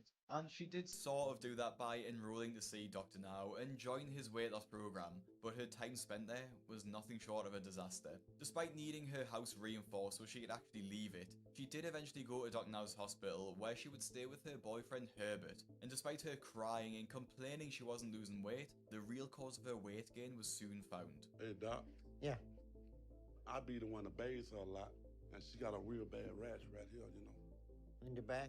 Yeah, I mean real bad. And every time I wash it off, all this black stuff, you know, is coming off of it. Oh. See all that, Doc? See, look at it. See this stuff? Yeah, these are all the folds that no air get to him, and then the fungus grows on him. Okay? All right. Now, who's eating that? No, I've been He was eating them because How did they end up in your bed then? He was laying right there because I was crying I was this just eating morning. Lisa, this is the junk you've been eating. This is why you're not losing any weight. Her sneaking in junk food for you. And you two keep lying about it. No. How can we get through to you both that your time is up? You're going to die very soon.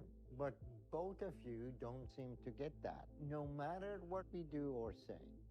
Hopefully the therapist will. Now if you want to see more of My 600 Pound Life and see some other Dr. Now's angriest moments, click the video that's on your screen now. Make sure you visit fatlesskitchen.com to get your cookbook, subscribe so you don't miss a video, and I'll see you in the next one. Dead Space, like many series, had an ambitious start. It came out swinging, introducing tons of new ideas and interesting concepts.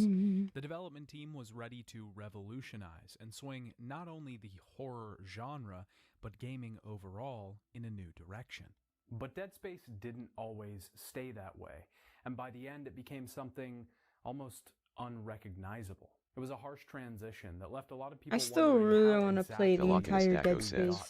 That's what kind of clothes are you going for? I want to take a deep dive into the Dead Space series. I want to look into every Forbidden nook and Dancer cranny. I'll be clothes. exploring every video game, comic, book, and movie. I want to see what made this series so great, but I also want to see what led to its downfall. Over the course of this video, I'll be talking about all 3 mainline Dead Space games, as well as the 2 spin-off games, Ignition and Extraction.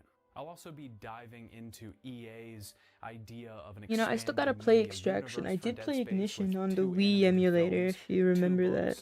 3 comics, and a mobile game. I do want to say before we get into the video though that the movie sections talking specifically about Dead Space Downfall and Dead Space Aftermath will be relegated to the Patreon. The Lock in a Stacko says, due to YouTube's I don't think that copyright was with me. system, which I just can't get by. Towards the end of the video, we'll take a second to talk to some of the people that have contributed You are a to the loser. discourse around these games. That's the best fun I've ever had playing a game on stream. Talk about these games How and dare you chat for not a be bit. there for that. Boulder Punch, Jingy, and Mandalore Gaming. If you do Have to enjoy the video, redo. you can support The the Lock in channel a Stacko for free says, by liking and subscribing, as it really helps me out. You can also subscribe over on Patreon to support the channel as well, where you can watch some of the full retrospectives The Lock in a that I Stacko have says, that include extra you should. bonus sections like the Mm. Dead Space movies or the Silent Hill movies. You can also watch me over on Twitch, where I play games that I'm not currently reviewing. The links to all those are down in the description. Spoiler alert for everything Dead Space. I mean it. Everything. Hey Dad, it's me, your favorite son, and today I want to talk about Dead Space. Dead Space began with a working title, originally called Rancid Moon. It was the creation of Glenn Schofield, who wanted to create a video game that was truly terrifying. He came up with the idea in 2005 and drew large inspiration from series like Resident Evil and Silent Hill. Before this, Glenn had worked on many games, mostly as art director or artist, but eventually game director. He directed games like Akuji, The Heartless, Blood Omen 2, Walt Disney World Quest Magical Racing Tour, and Gex 3, Deep Cover Gecko. Glenn's team at EA Redwood Shores were working on concepts for the game, and it was a pretty big passion project for them.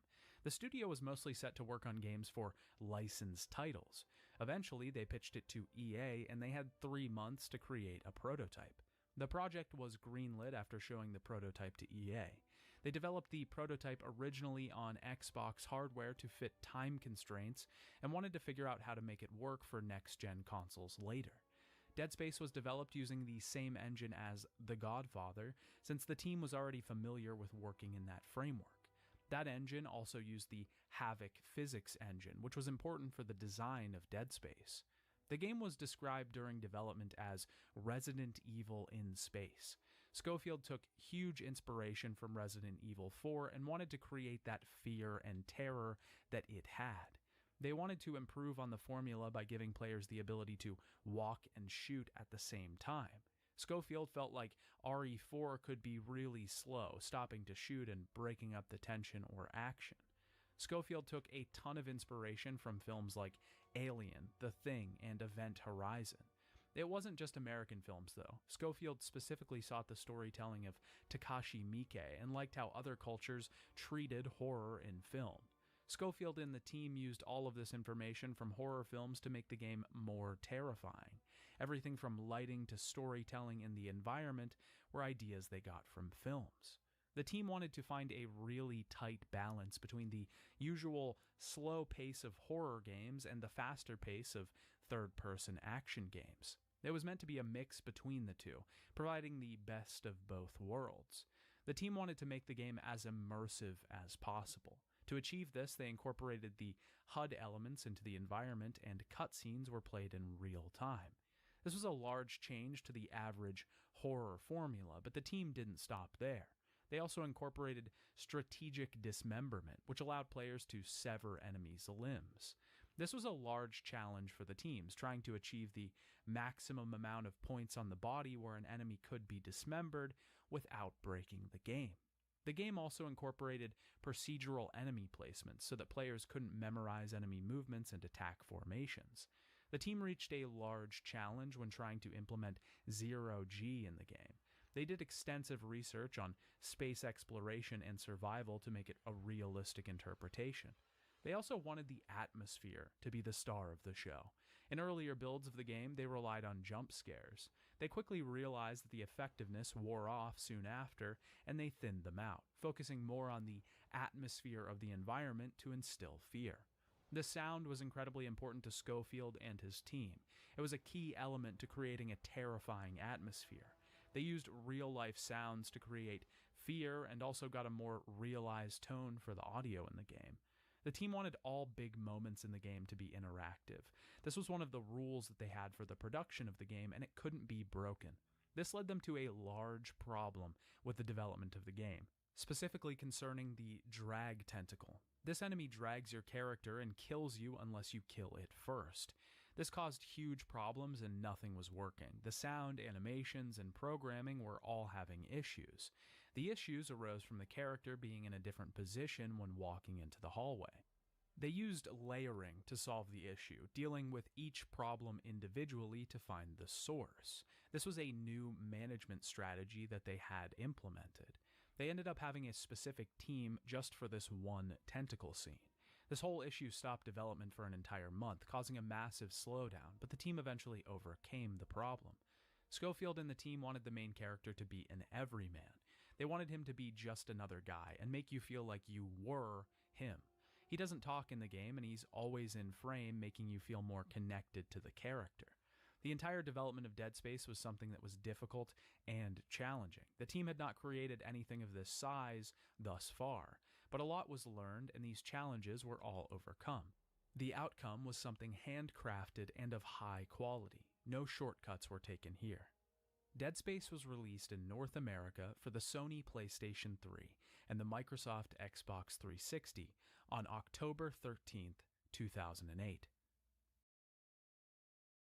As usual, a few notes before we get into things. I played Dead Space on the Xbox Series S using its backwards compatibility feature. This was the easiest and most convenient way to get footage for this game, and it also happens to run pretty smoothly. All 3 Dead Space games are also on PC, but those versions of the games are a little more finicky than the console version. The second note is on the structure of this review. If you've seen my videos before, you'll know that I try to tailor the structure of each review to the game that I'm playing. For Dead Space, that's no different. Dead Space functions quite a bit like Silent Hill. A lot of the story is told through optional logs and information that's unlocked at the end of the game. Most of the story is right in front of us, but the mystery of the tale and the station that we're playing on is left up to the player to piece together. Because of this, I'll first talk about the story, gameplay, and mechanics of the game, giving my overall impressions. I'll then venture back at the end to talk about what really happened in Dead Space. I also want to give a quick note about the footage that I used for this video. I intermixed footage from both my first and second playthroughs of Dead Space. You might see some footage in the beginning of the game from my second playthrough on New Game Plus, where I have a white suit. I just wanted to point out that I didn't cheat or anything, I just did multiple playthroughs. Dead Space begins with a message Dr. from Frederick Nicole. says, This is our main well, character, it's about Isaac's time for me to girlfriend, get going or for the evening. was. We're not Yeah, sure. it's Isaac really is on a close to mission my with 2 bedtime others, as well. Kendra Daniels, a I computer appreciate you coming specialist, and by, Zach talking Hammond, the Ironheart with chief me. security officer. I hope They you are trying to board enjoyed the art USG vibes. Ishimura, a large Have a good flagship night, that Nicole is supposedly Dr. Frederick. on. They're on a mission, responding to a distress signal on the Ishimura. They try to dock, but the automatic procedure is disabled, and the ship is badly damaged in the process. All the while, Hammond and Daniels are bickering because Kendra won't follow Hammond's orders. Regardless, the ship lands and the power seems to be out all across the place, and there's no signs of life as of yet. Our main character, Isaac, happens to be the ship's engineer and is sent to check on the ship's vitals. The outlook isn't great, but as he checks outside the room, the place is locked down and strange creatures begin to attack the crew, killing Johnston and Chen, 2 corporals assisting with the mission. We're forced to run away from the creatures here and head to a nearby elevator. Heading through the ship, we find dead bodies, strange scenes of messages Dr. Frederick says, scrawled in blood on the walls, thanks for stream and best our of luck first with weapon, guy the #6, plasma cutter. I think. This is our main way of dispensing with enemies in Nah, Dead Space. this is number The alien 4. creatures that we fight can be dismembered and take way Number more damage when 4. doing so. Number 1 We is can also Cat slow them Girl. down by taking Number out their 2 legs or inhibit their is ability to attack by taking out their Winky arms. Dog Each weapon in the Boy. game has 2 Number modes of 3 is attack that can be Human, switched out by using and this is number right 4. bumper. In the case of the plasma cutter, this is attacking horizontally or vertically. The plasma cutter is probably one of my Patrick favorite says, weapons in the game, YouTube and chat really check. functions as the bread and butter of our attacks for Dr. most Frederick of this entry. says, It's old, well, at least reliable, we and are coming climbing back that to it tower. is always something Oh, we yeah. can depend on. Like I said Gotta before, climb the the wall. team did away with the HUD in Dead Space. Because of this, Isaac's health is represented on his suit in the world rather than a menu sitting at the bottom of the screen.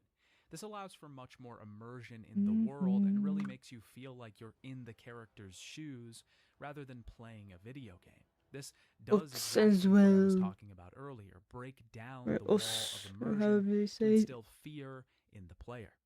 We take out our first necromorph and head to the tram station. Here we're contacted by Hammond, who isn't dead at all. They're just as clueless as us about the origins of this these guy's monsters and the done? What the situation full with body the look like? Ishimura. The goal is to get to the bridge, but before they can do that, we need to repair the tram system that runs through the ship. It's the only way they'll be able to get around and make it to the different areas of the I vessel. need space. Kendra isn't as keen on the idea of trying to fix the ship. She just wants to get out. Hammond tells Isaac that if he fixes the tram, he'll help find Nicole on the ship. We realize that Isaac has a personal stake in what happens on this mission. He didn't just come here for his job. He came here to see if she was all right. We have to venture into the ship to try and replace the tram car with a different one. On the way, we're introduced to Stasis, one of 2 suit powers that we'll be able to use in the game. This gives us a small meter on our suit that allows us to slow down an object's speed and time. We use this to solve many different puzzles in the game, but we can also use it on particularly fast enemies to deal with them easier.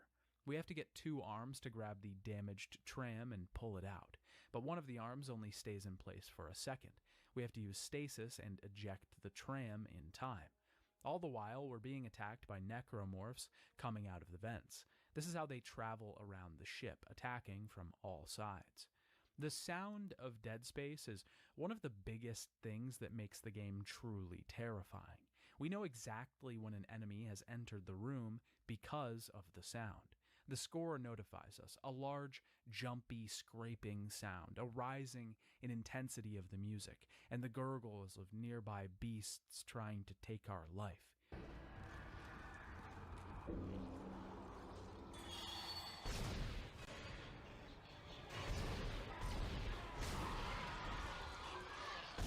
After playing for long enough, this becomes subconscious. You hear the noise of a coming threat, and you begin searching, scanning the room for where it could have come from. Dead Space doesn't hold back, though. It has no qualms throwing enemies behind you when you're dealing with another. Once the fighting has begun, there's no way to tell how many are coming your way. It's terrifying, and you always feel truly alone, out in the open, vulnerable. Now that we've got the tram replaced, we have to call it. But first, we have to get to the computer online, because of course, it's broken. We head to the storage room first. We enter a large room here with multiple walkways going either way. This is always a troubling situation, because without scanning the room, there's no way to know whether there's another enemy waiting at the other end. It's terrifying, and Dead Space never makes you truly feel safe. There are moments of relief, sure, but we never truly feel like we can relax. Isaac grabs a new data board for the computer, and we're introduced to the bench, Dead Space's main upgrade system. We can collect power nodes throughout the game, mostly in containers placed on walls. They can also be dropped from enemies or bought from the store, though. We can use these nodes to unlock different paths for our weapons, suit, or kinesis and stasis modules. We can upgrade our health through the suit or the damage output of weapons, and even their reload speed. We have to backtrack now, heading to the computer that we started at. We replace its board and call the tram for Hammond and Daniels. They head to the bridge to find out what happened to the ship. The lockdown has also been lifted, so some of the doors have been unlocked. Kendra again questions Hammond's ability to get them out of this situation, but he is dedicated to the mission and puts her in her place. Isaac heads back to the Kellyan to try and start the engines and get ready for their departure. We're attacked by multiple beasts on our way there, and when Isaac tries to start the ship, it explodes in a fiery blaze. The damage it endured during I don't think I've ever heard someone call them beasts We're before. assaulted by multiple monsters on the dock, even a new type, the Leaper. These are almost long, lizard-like creatures, a disgusting warping of the human body. They jump at you and attack with their tails. Kendra is distraught about the destruction of the Kellyan, their only way out now gone. Hammond decides to try and fix the ship, but they need Captain's authorization first. The Captain is already dead, so we need to get his codes to continue. Hammond sends the tram back to us so we can head back to the medical deck, where the Captain's body is at. We see the two attacked by a Leaper before we're cut off from them. We head to the tram and get our first store in the game. Here we can buy items like ammo for our weapons, new suits or weapons themselves, health packs, stasis packs, or anything else we'll need on our adventure. We can also sell equipment or items that we find here to get more credits. We take the tram to the medical bay and find a blindfolded woman on the ground, laying beside a mangled body. She gives us something before dying on the floor. Here, we receive the second of our two suit powers, the kinesis module. This lets us grab and move large objects from a distance. This is also a puzzle-solving power. We'll have to use it for many different puzzles and traversal throughout the game, but it can also be used to grab and throw things at enemies. It's especially useful when grabbing an exploding canister and blowing up multiple monsters at once. Hammond contacts us again. He got separated from Kendra.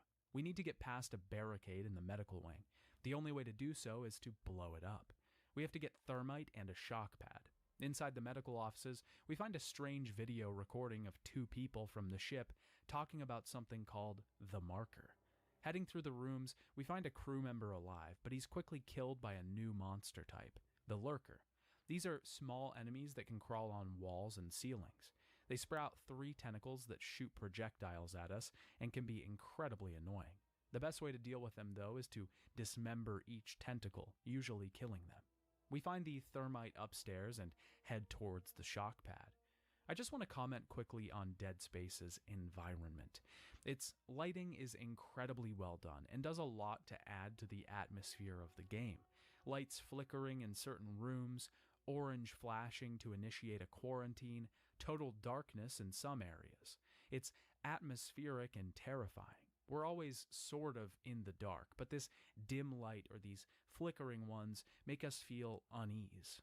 When we're in areas that are actually well lit, we almost feel a brief reprieve. The audience relaxes because maybe, just for a moment, we might be safe.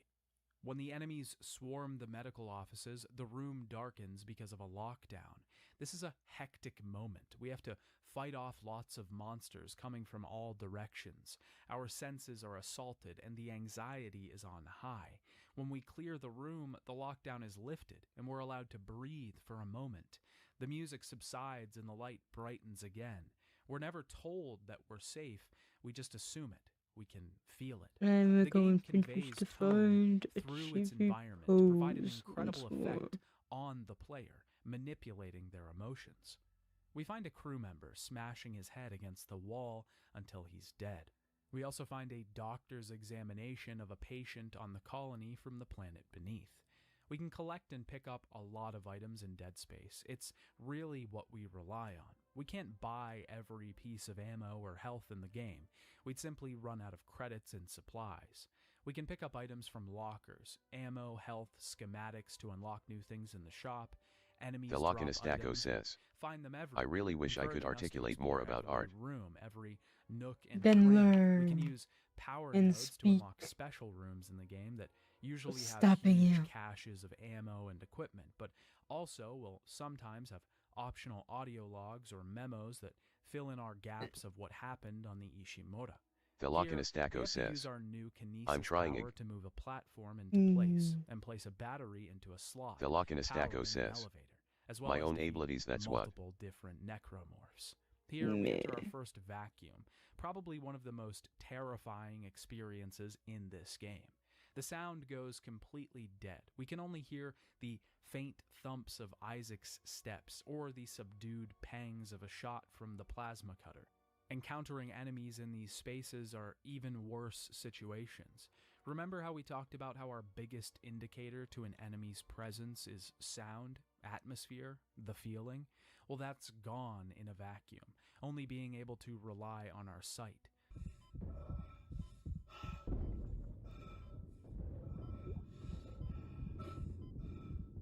When in a vacuum, we have a certain amount of air, which slowly decreases. We have minimal time before we need to refill our O2 at a station or get out of the vacuum. I love these experiences so much. Not only is our anxiety high because we're trying to get out, but we're also trying to figure out if any monsters are nearby and defeat them as quick as possible.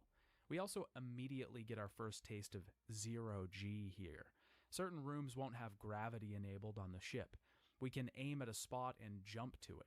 This is great for traversing across a room to get to an objective or even solving puzzles later on. The zero-G can get a little wonky in certain circumstances, like when running through a curved pipe, the camera likes to go nuts.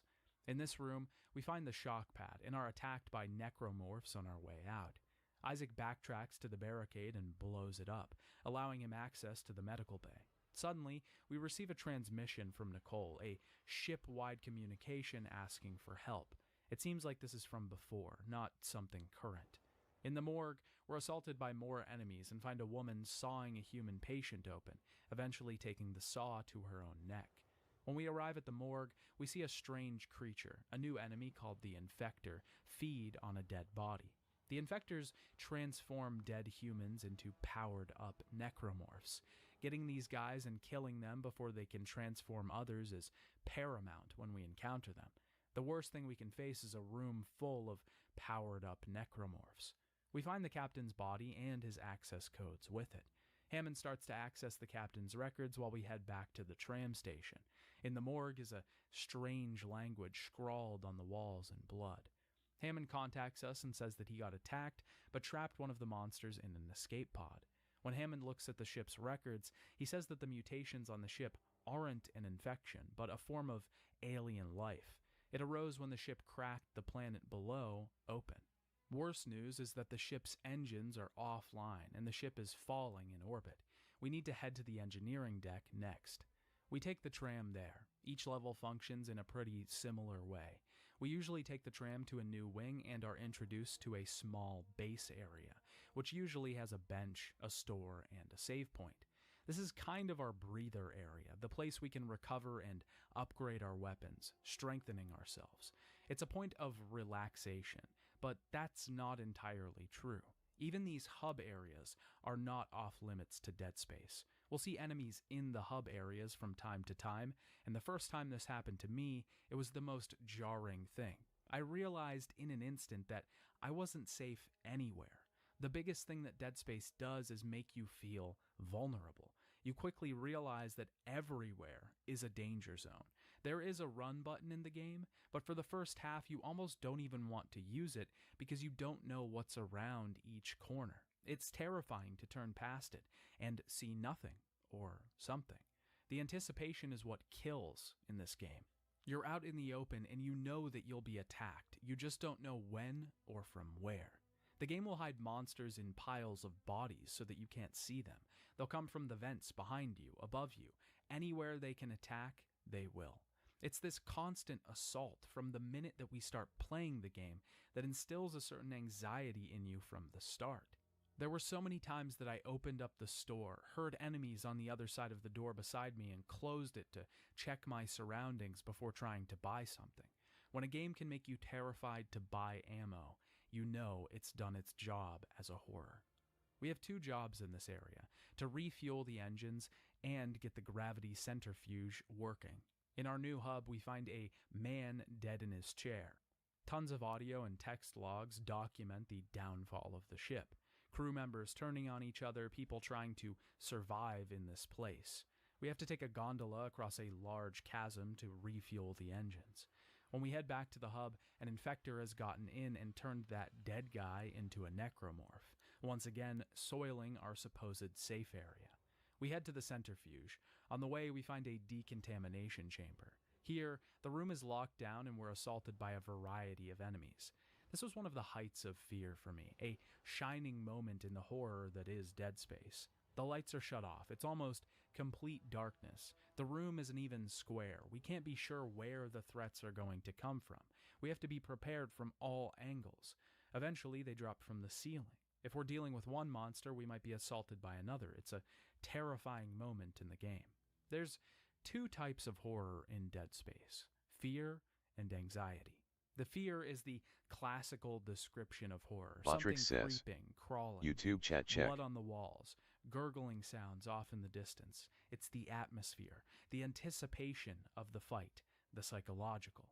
The other type of horror is anxiety. This is the fight or flight feeling, not when we're anticipating the fight, but when we're actually in it.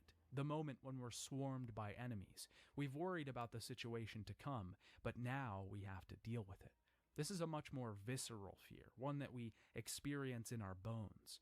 In the decontamination chamber, our anxiety is on full display. Once we defeat the enemies, we can make our way to the centrifuge. Here we have to use stasis on two large objects, moving them into the center of the room to start the machine. Once we boot it up, space opens underneath us and we have to avoid the spinning blade in the center, defeating enemies in a vacuum once more. When we get out, we're attacked by the drag tentacle, the one we talked about so much in the development section, a shock to the system. Kendra contacts us once again. She's alive. She's barricaded in the computer core. She found corroborating evidence that the colonists below were experiencing dementia from something called the Marker, an artifact found on the planet. She sends us next to fuel storage to access the engine chamber. On our way back, we head through a section of the ship, machines pumping incredibly loud in our ears. This juxtaposition is presented quite a bit throughout Dead Space, the comparison between the pumping sounds of the ship's equipment and the sounds of the monsters that inhabit it. Possibly faking us out, possibly commenting on the fact that this biological species functions exactly like a machine. When we reach the engine room, Isaac restarts the equipment. Hammond contacts to say that the engines are working and the ship is rising in orbit. Kendra has bad news though. The asteroid defense systems are offline. We need to get them back or the rocks will destroy us. Kendra confronts Hammond about the marker, thinking that he knew about it all along and didn't tell them. She basically accuses him of lying. Apparently the marker is in the cargo hold on the ship. We have to get to the captain's nest to get the asteroid systems online. We finally reunite with Hammond, and he says he truly doesn't know about the marker. He also says we need to reroute power to the ADS system. On the way out, we see an escape pod that houses the necromorph Hammond trapped. He jettisons it into space. Upstairs, we're confronted by our first brute. These are massive, hulking beasts that are incredibly strong. We have to stun them with attacks from the front and attack their back when they go to cover. The best way to take care of them is to use stasis to freeze them once they go for cover and rip into their back. We head through, rerouting power in multiple different junction boxes to the ADS. We eventually encounter our first pregnant necromorph. These have tons of swarmers in their stomach. If we shoot the stomach, swarmers descend on us and they can be a real problem. The only way to take it out is to tear its legs and arms away. After we get the last junction box, Hammond says the ADS targeting is down. We need to manually aim it, so we have to head to the cannon pit. To get there, we have to cross outside the ship, though. We have to jump through 0G from cover to cover, making sure that the asteroids don't shred us to pieces, or that we don't run out of air. There's another fear that Dead Space plays on, not just the fear of monsters, the dark or flickering lights, but that of space. We're constantly thrown into the vast vacuum, the void that is outer space. One of the most terrifying things is hearing Isaac's chokes and gasps as his body begs for air. It's visceral and terrifying, watching your character die wanting for oxygen. It's a strange sort of fear, one more of death than anything else, but it's one that the game forces on us nonetheless. Here we have a really odd game segment. There's 2 of these in Dead Space. We have to man a turret and shoot asteroids as they run into the hull of the ship. I'll be honest, I think this was one of the very few weak points for Dead Space. This is where it started to veer into an action game a little bit. They are very short moments, so I don't fault the overall product that much for this one section, but I do think they're a bit out of place. We defend the ship from asteroids, and Hammond gets the autopilot working, allowing the ship to do its own work. Kendra calls and says that the oxygen is being poisoned by something in the hydroponics department. We have to get rid of it because there won't be any air to breathe soon. Kendra is going to come up with a poison to destroy it, but we have to get there first. Once we get to medical, Kendra says the contaminated air is spreading. We have to find the chemicals to mix the poison.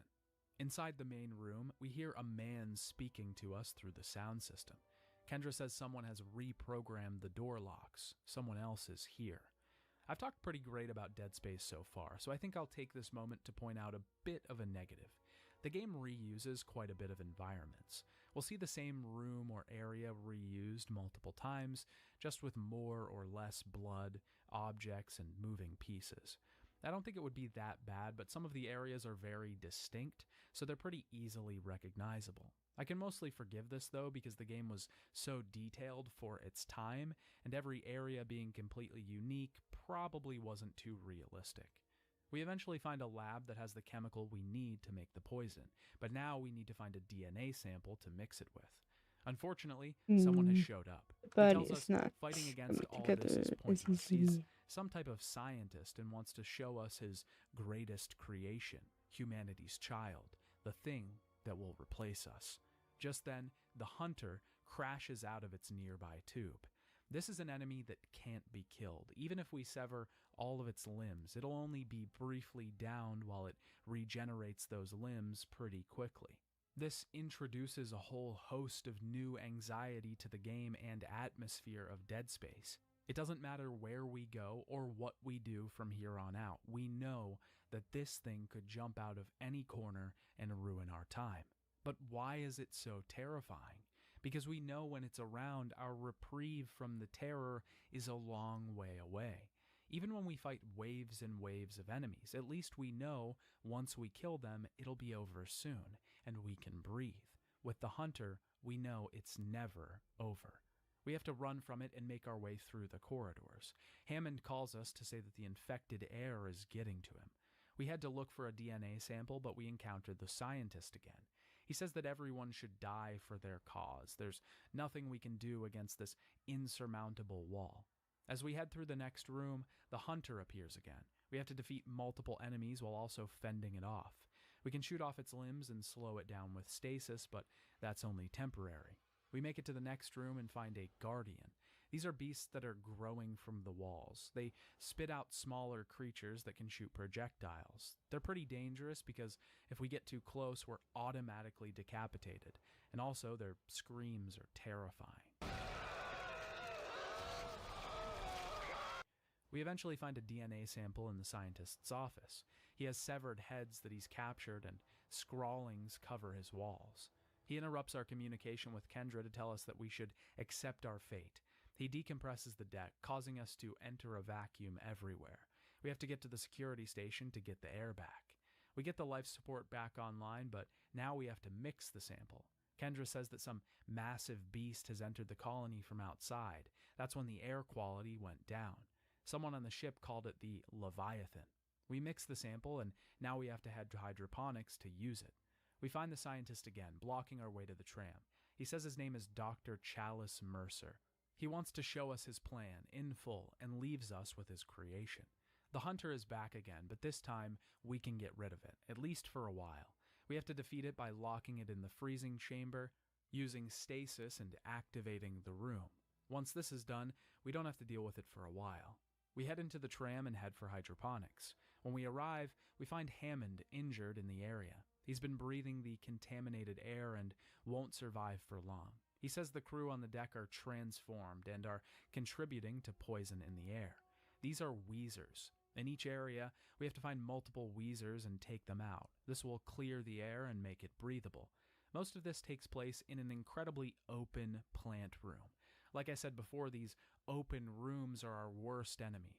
Corridors in Dead Space can be dealt with. Trust me, they're terrifying. But there's really only two places enemies can come from, in front of us or behind us. In a large open room, they can come from anywhere. It's incredibly easy to get overwhelmed and feel exposed, vulnerable. Dead Space does a great job at accomplishing this goal, making you feel like you're alone and about to be attacked from all angles. It's almost like the game purposefully manipulates every possible fear that you could have. It sinks its teeth into the core of your feelings and uses them against you. Through this area, we'll also encounter exploders. These are small, lanky creatures that lumber towards us. They have a pod on their arms, and if shot, it will explode. This explosion is pretty large and damaging. It can be used to give us the upper hand in a firefight, but it can also destroy us. We have to run through multiple areas, traverse through 0G, and take out tons of enemies to eventually destroy the last of the Wheezers. This allows us to recycle the air and clean most of the contamination, but it will never be gone until we destroy the Leviathan. This is our first real boss fight in Dead Space, and it comes about halfway through the game. The Leviathan has 3 tentacles at the beginning of the fight. When they expose their pods, we have to destroy them and get rid of each. After that, the center of the Leviathan will begin shooting its own exploding pods at us. We have to use kinesis to shoot them back into its mouth. After we do this a few times, the tentacles will return to try and stop us, but damaging the center enough will kill the thing. The boss is terrifyingly large. It's eldritch in size and shape. It looks like something that's too large for us to comprehend. It's designed very well, but it's also a great fight. It keeps in theme with the immersion that the team was trying to create. No boss health bars, no UI, just us having to intuit what to do to defeat the thing. With it destroyed, the oxygen levels are back to normal, but Hammond is not responding. Kendra wants us to head to the SOS beacon to try and send a distress call to other ships. We take the tram towards it. Our goal is to attach the SOS beacon to an asteroid that's being smelted. We can launch the asteroid out into space and hopefully someone will be able to find it. So, I know I said that there are no safe spaces truly in Dead Space, but I lied. Up until this point in the game, elevators have been pretty much the safest place we could be. When we're traveling in them, we're not attacked generally. Even in the first few minutes of the game, it's established that elevators are a safe area. When a necromorph tries to attack us on the elevator and is beheaded. But in this area, even this is taken away from us. As we take the elevator down to the lower levels, we're assaulted by multiple enemies dropping into the top of the open mining elevator. It's a rough experience because it's another reminder by the game developers that you are not safe. On the next floor, we have to clear boulders from a room to be able to get through. We have to use our kinesis to shoot them into a gravity beam. We get a mining access key to let us into the other areas of this level. We use a gondola to cross a large space and are assaulted from all sides by enemies shooting projectiles at us. Once we reach the other side, we finally see Nicole. Isaac? Is that really you? It feels like it's been so long. But I can help you now. Come with me. The beacon is nearby, but Nicole has to disable the lock. We have to protect her from the other side, killing all of the enemies that try to attack her and us. She says she'll find a way to Isaac and tells him she loves him before heading off. We find the SOS beacon and head to the mining bay. In the subdeck, we have to release all 4 gravity tethers that are holding the asteroid in place. We have to use stasis to slow them down and then shoot one of their capacitors. 2 of the tethers are inside the ship, but the other 2 are outside. We have to 0G jump onto the asteroid and walk around it, avoiding the incredibly dangerous rings circulating the thing. I love these huge, massive rooms and set pieces. They always just look so grandiose. Not only does it make you feel like you're seeing something so incredibly massive and beautiful, but it also makes you wonder exactly how many people were working on this ship. The vast crews of people that made this thing run, that had lives on this vessel, all gone, void of any life. It feels hollow now. Once we destroy the tethers, we can place the beacon and launch the asteroid. Kendra says that she's started to see her brother again, even though she knows he isn't alive. Our next goal is to fix the communications array so that people can respond to the distress beacon. We head back to the tram once again. Kendra says that a military ship, the USM Valor, just shocked in next to them. We can't communicate with them until we get the comms array working, though. Kendra says that she thinks someone is listening in on their communications. We finally reach the array, but a lot of the dishes have been damaged. We have to use kinesis to arrange them in a ring so that they can start working again. Once we do this, we receive a comm from one of the people aboard the USM Valor. He says they picked up our escape pod, the one that Hammond jettisoned. Great. It's an automated response that repeats every 30 seconds. Kendra needs to communicate with the ship to try and get in contact with them and warn them about the necromorph. Yeah, maybe just need to go to sleep before I can finish this one. And there's something blocking the way. We have another strange canon segment where we have to shoot down different tentacles. She's really fine. I gotta get up. I didn't make my lunchbox for tomorrow. Again, I think this is just a little action-y for the tone that the game was I'm just setting not getting a good and is an idea odd for addition this to the game that body. it probably would have survived without. It definitely isn't game-breaking, it just The Lock in a disrupts the Stacko flow says, a little bit. yeah, it's Once bedtime. defeated, Probably Kendra best tries to do more contact tomorrow. Valor to tell them not to open the escape The Lock in a pod, but Stacko says, they won't respond. let your We brain see their rest, look video at it feed of tomorrow. one of their men being attacked, and the ship is And like flooding I'm with seeing red places where torches. this Isaac is knocked out base from the could be blast and improved wakes up to too. the same message from Nicole as before. It quickly switches to Hammond. He's still alive and says that his signal has been blocked this whole time. He finally decides to abort the mission. They all have to get out. He found a shuttle on the crew deck. It needs a new core, though, that we can salvage from the USM Valor. I should probably talk about the weapons of Dead Space. We've already talked about the plasma cutter, but there are many more weapons we can collect in the game, being able to equip 4 at the same time. The 4 I used mostly stayed with me throughout the game. The plasma cutter was obviously my mainstay. It's accurate and reliable. It can be used to easily sever appendages, and when it's upgraded all the way, it can do some real damage, even being such a small weapon. The second one I used the most was the line gun. This was a pretty close second favorite to the plasma cutter. It basically functions like the plasma cutter, shooting a horizontal bolt at the enemies, but it's much wider. It can devastate enemies, even though it holds much less ammo, and finding it is more difficult. The pulse rifle was my third favorite. It's mostly a generic fast-shooting rifle with a lot of ammunition and a big clip. It can be used to success even on bigger enemies, but is a little harder to target limbs without wasting a bunch of ammo. My least favorite weapon I used was the Ripper. I don't really know why I kept this one on me the entire game, but I did. I think it was mostly because I had so much ammo for it, and I just kept finding the most ammo for that gun throughout the game. It was an insane amount, so I couldn't just put it away. Through most of the game, it was a terrible gun.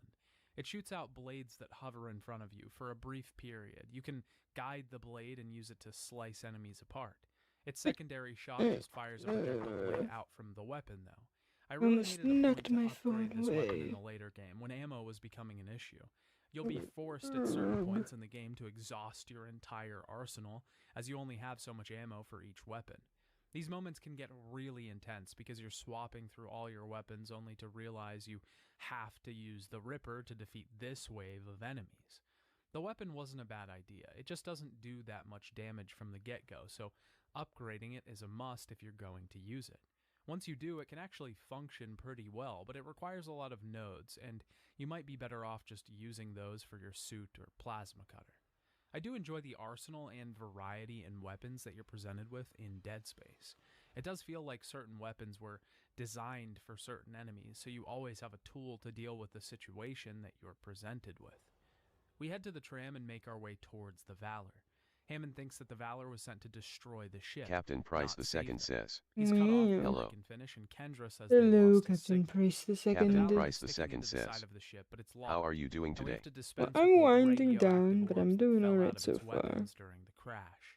Inside the Valor, the military men that have been infected were already wearing stasis units in their body armor when they died. Might This has been merged into their give a body when they brief were sketch infected, of where the creating arms might go. hyper-fast necromorphs. These guys are Botrick very says, threatening, but the best way to YouTube take chat them check. down is to use How are stasis you to doing? slow them and rip them apart quickly. The whole ship is a mess. It's burning and sheared in half. We have to make our way through the broken and shattered vessel. We eventually receive a transmission from a man named Dr. Terrence Kine. He wants us to help him Captain by repairing Price the II shuttle. says, He says that humanity hey will be querrieoh, have you wiped ever out played unless Just we Dance return games? the marker to it. Nope. We can't just run. Way too fat. Inside the military base, we encounter an odd little shooting I never range had that the will reward tools. us for Oh, completing actually, stages. in This school, is the real safe area. there was like a We part eventually get to the room that the core of is in, but the gym engines are where firing they tried inside to it. like make We have us to use play it, turbines to make our way but it down was the just like a hall and brief shut them little off. section, Once we get the and core, Kendra tells us I don't to think head I to like, the ever crew even deck. got much We of a finally chance. see Hammond again, but he's being chased by a I don't know if brute. it was just He's on dance the or other just side of like the glass, arrows. though, and he's killed. We defeat the brute ourselves and head out. As we leave, the ship begins to explode. Kendra found the shuttle that Hammond was talking about, but the navigation cards have been removed. We have to get 3 of them on the crew deck and we'll be able to use the shuttle to leave. Entering the main area of this deck, we see tons of bodies with white wraps around their faces, shot in the head. We find Dr. Chalice as he kills a man, a believer, he calls them. We encounter a new enemy while looking for the nav cards, dividers. These are very tall, lanky creatures that, when we kill them, spawn multiple smaller enemies. They're tough, but can be taken out easily at range. We get contacted by Dr. Kine again, and he wants to talk to us after we have the nav cards. Dead Space has something truly great. It's sort of an undefinable quality. Most would call it atmosphere, but I think it's different than that. I call it a feeling. This feeling delivers terror and fear, surely. It creates an environment that is hostile, aggressive, depressing, and oppressive. It's terrifying to be in this world for any period of time, but why is that? It's because of this feeling that you get while playing it. This feeling can be described by all of the parts that make it, the ones that we've already talked about at depth. The lighting that dredges up childhood fears of the dark, the sound that makes you remember your terror of things that go bump in the night, the horrifying creatures lumbering at you around every corner, this dire situation that you spend the entire game trying to get out of. But this feeling isn't just these parts, it's all of these things combined and placed perfectly that creates something completely different. The feeling. one that permeates every second of gameplay. It's relentless, it's horrific, it's graphic. It's the heights that horror games aspire to. The delicate balance that we talked about at the beginning of the video is here. The scales of justice have been evened. The teeter-totter is at a flawless center. The pencil is resting perfectly in the center of your finger. It works just right. Isaac eventually finds another nav card and an extremely fun minigame in the process. Apparently the crew of the Ishimura like to play Z-ball. This is basically basketball in 0G. The Lock in a Stacko says, this pose you're working on is kinda amazing. It's got a lot of the bratty expression XDD. It gives us some Yeah, rewards like for it. completing each round. In the next room, we see a spinning video of Chalice speaking to some believers who have turned their back on the faith. We find a section of kinesis movable bunk beds that we have to navigate through. We find the final nav card and Chalice contacts us to say his creation is back, reborn. The hunter has returned and we have to run. Escaping back into the bunk section is incredibly terrifying with this thing at our back. The Lock in a Stacko We have says, no idea if it'll be really able the to whole get character has through or become not. bratty, We and have it's to stay amazing. alive in the next room while Kendra gets the door unlocked. He went from a Congratulates us on crybaby getting to the a nav cards brat. and tells us to meet him. Kendra says that the man might be unstable and violent, to be careful around him. Kine tells us that escape is impossible, that the shock point drive on the shuttle is downed. Kine The is Lock in a clearly Stacko says, raving, but he shows us a it's your video character of a now, massive FR. beast called the Hive Mind. Yeah, I think, that came from I the don't know, core of like the the planet. design It isn't controls the much, but necromorphs I'd want a, He claims that the marker contains the hive yeah, mind, I don't and know, if I'd we aim for return like to the 20. planet, The Lock in a it can be Stacko says, trapped again. I Our am only be honest, choice this is now a to way get the cooler marker character back design. to the planet and end this I thing. don't know, I'm We start tempted the to engines of keep the him. shuttle and the hunter returns, but we're going to take it out for good. We have to trap it behind the shuttle's exhaust and burn it. We can do this by cutting its legs Should I off give and into hitting the it with stasis. temptation? The Lock in a That's a Stacko difficult says, one. Starting the I think you engines. should. Kine arrives and takes the shuttle We'll over think to the about it, flight we'll deck think about it. so that we can grab the marker and load it up. Chalice contacts us and once again tells us to accept our fate as he The lets Lock in a an Stacko infected says, attack I need him. one. spend We more see this time on it. happening in the next room and have to defeat this newly changed Chalice, which is all the same as the rest. The Lock I in a need my Stacko says, CPU money. cause this one is really yours. The cargo But bay is I'll maybe There are so many rearrange points of the entry for numbers. enemies, and Like at this point him in and the the game, cat they're all girl pretty fast. We never know which direction we're probably going to get attacked be from. last, Paranoid so looking every or way I'll to just reserve locate them. the nearest threat. That's fine Tentacles will too. even attack us from underneath the platforms. But Our we'll see goal what here is to move happens. the marker But from alright, one good end to night the other, then. and then send it up to the hangar. We head up Good to the night, flight everyone, deck back everyone, to where we started everyone. the game at.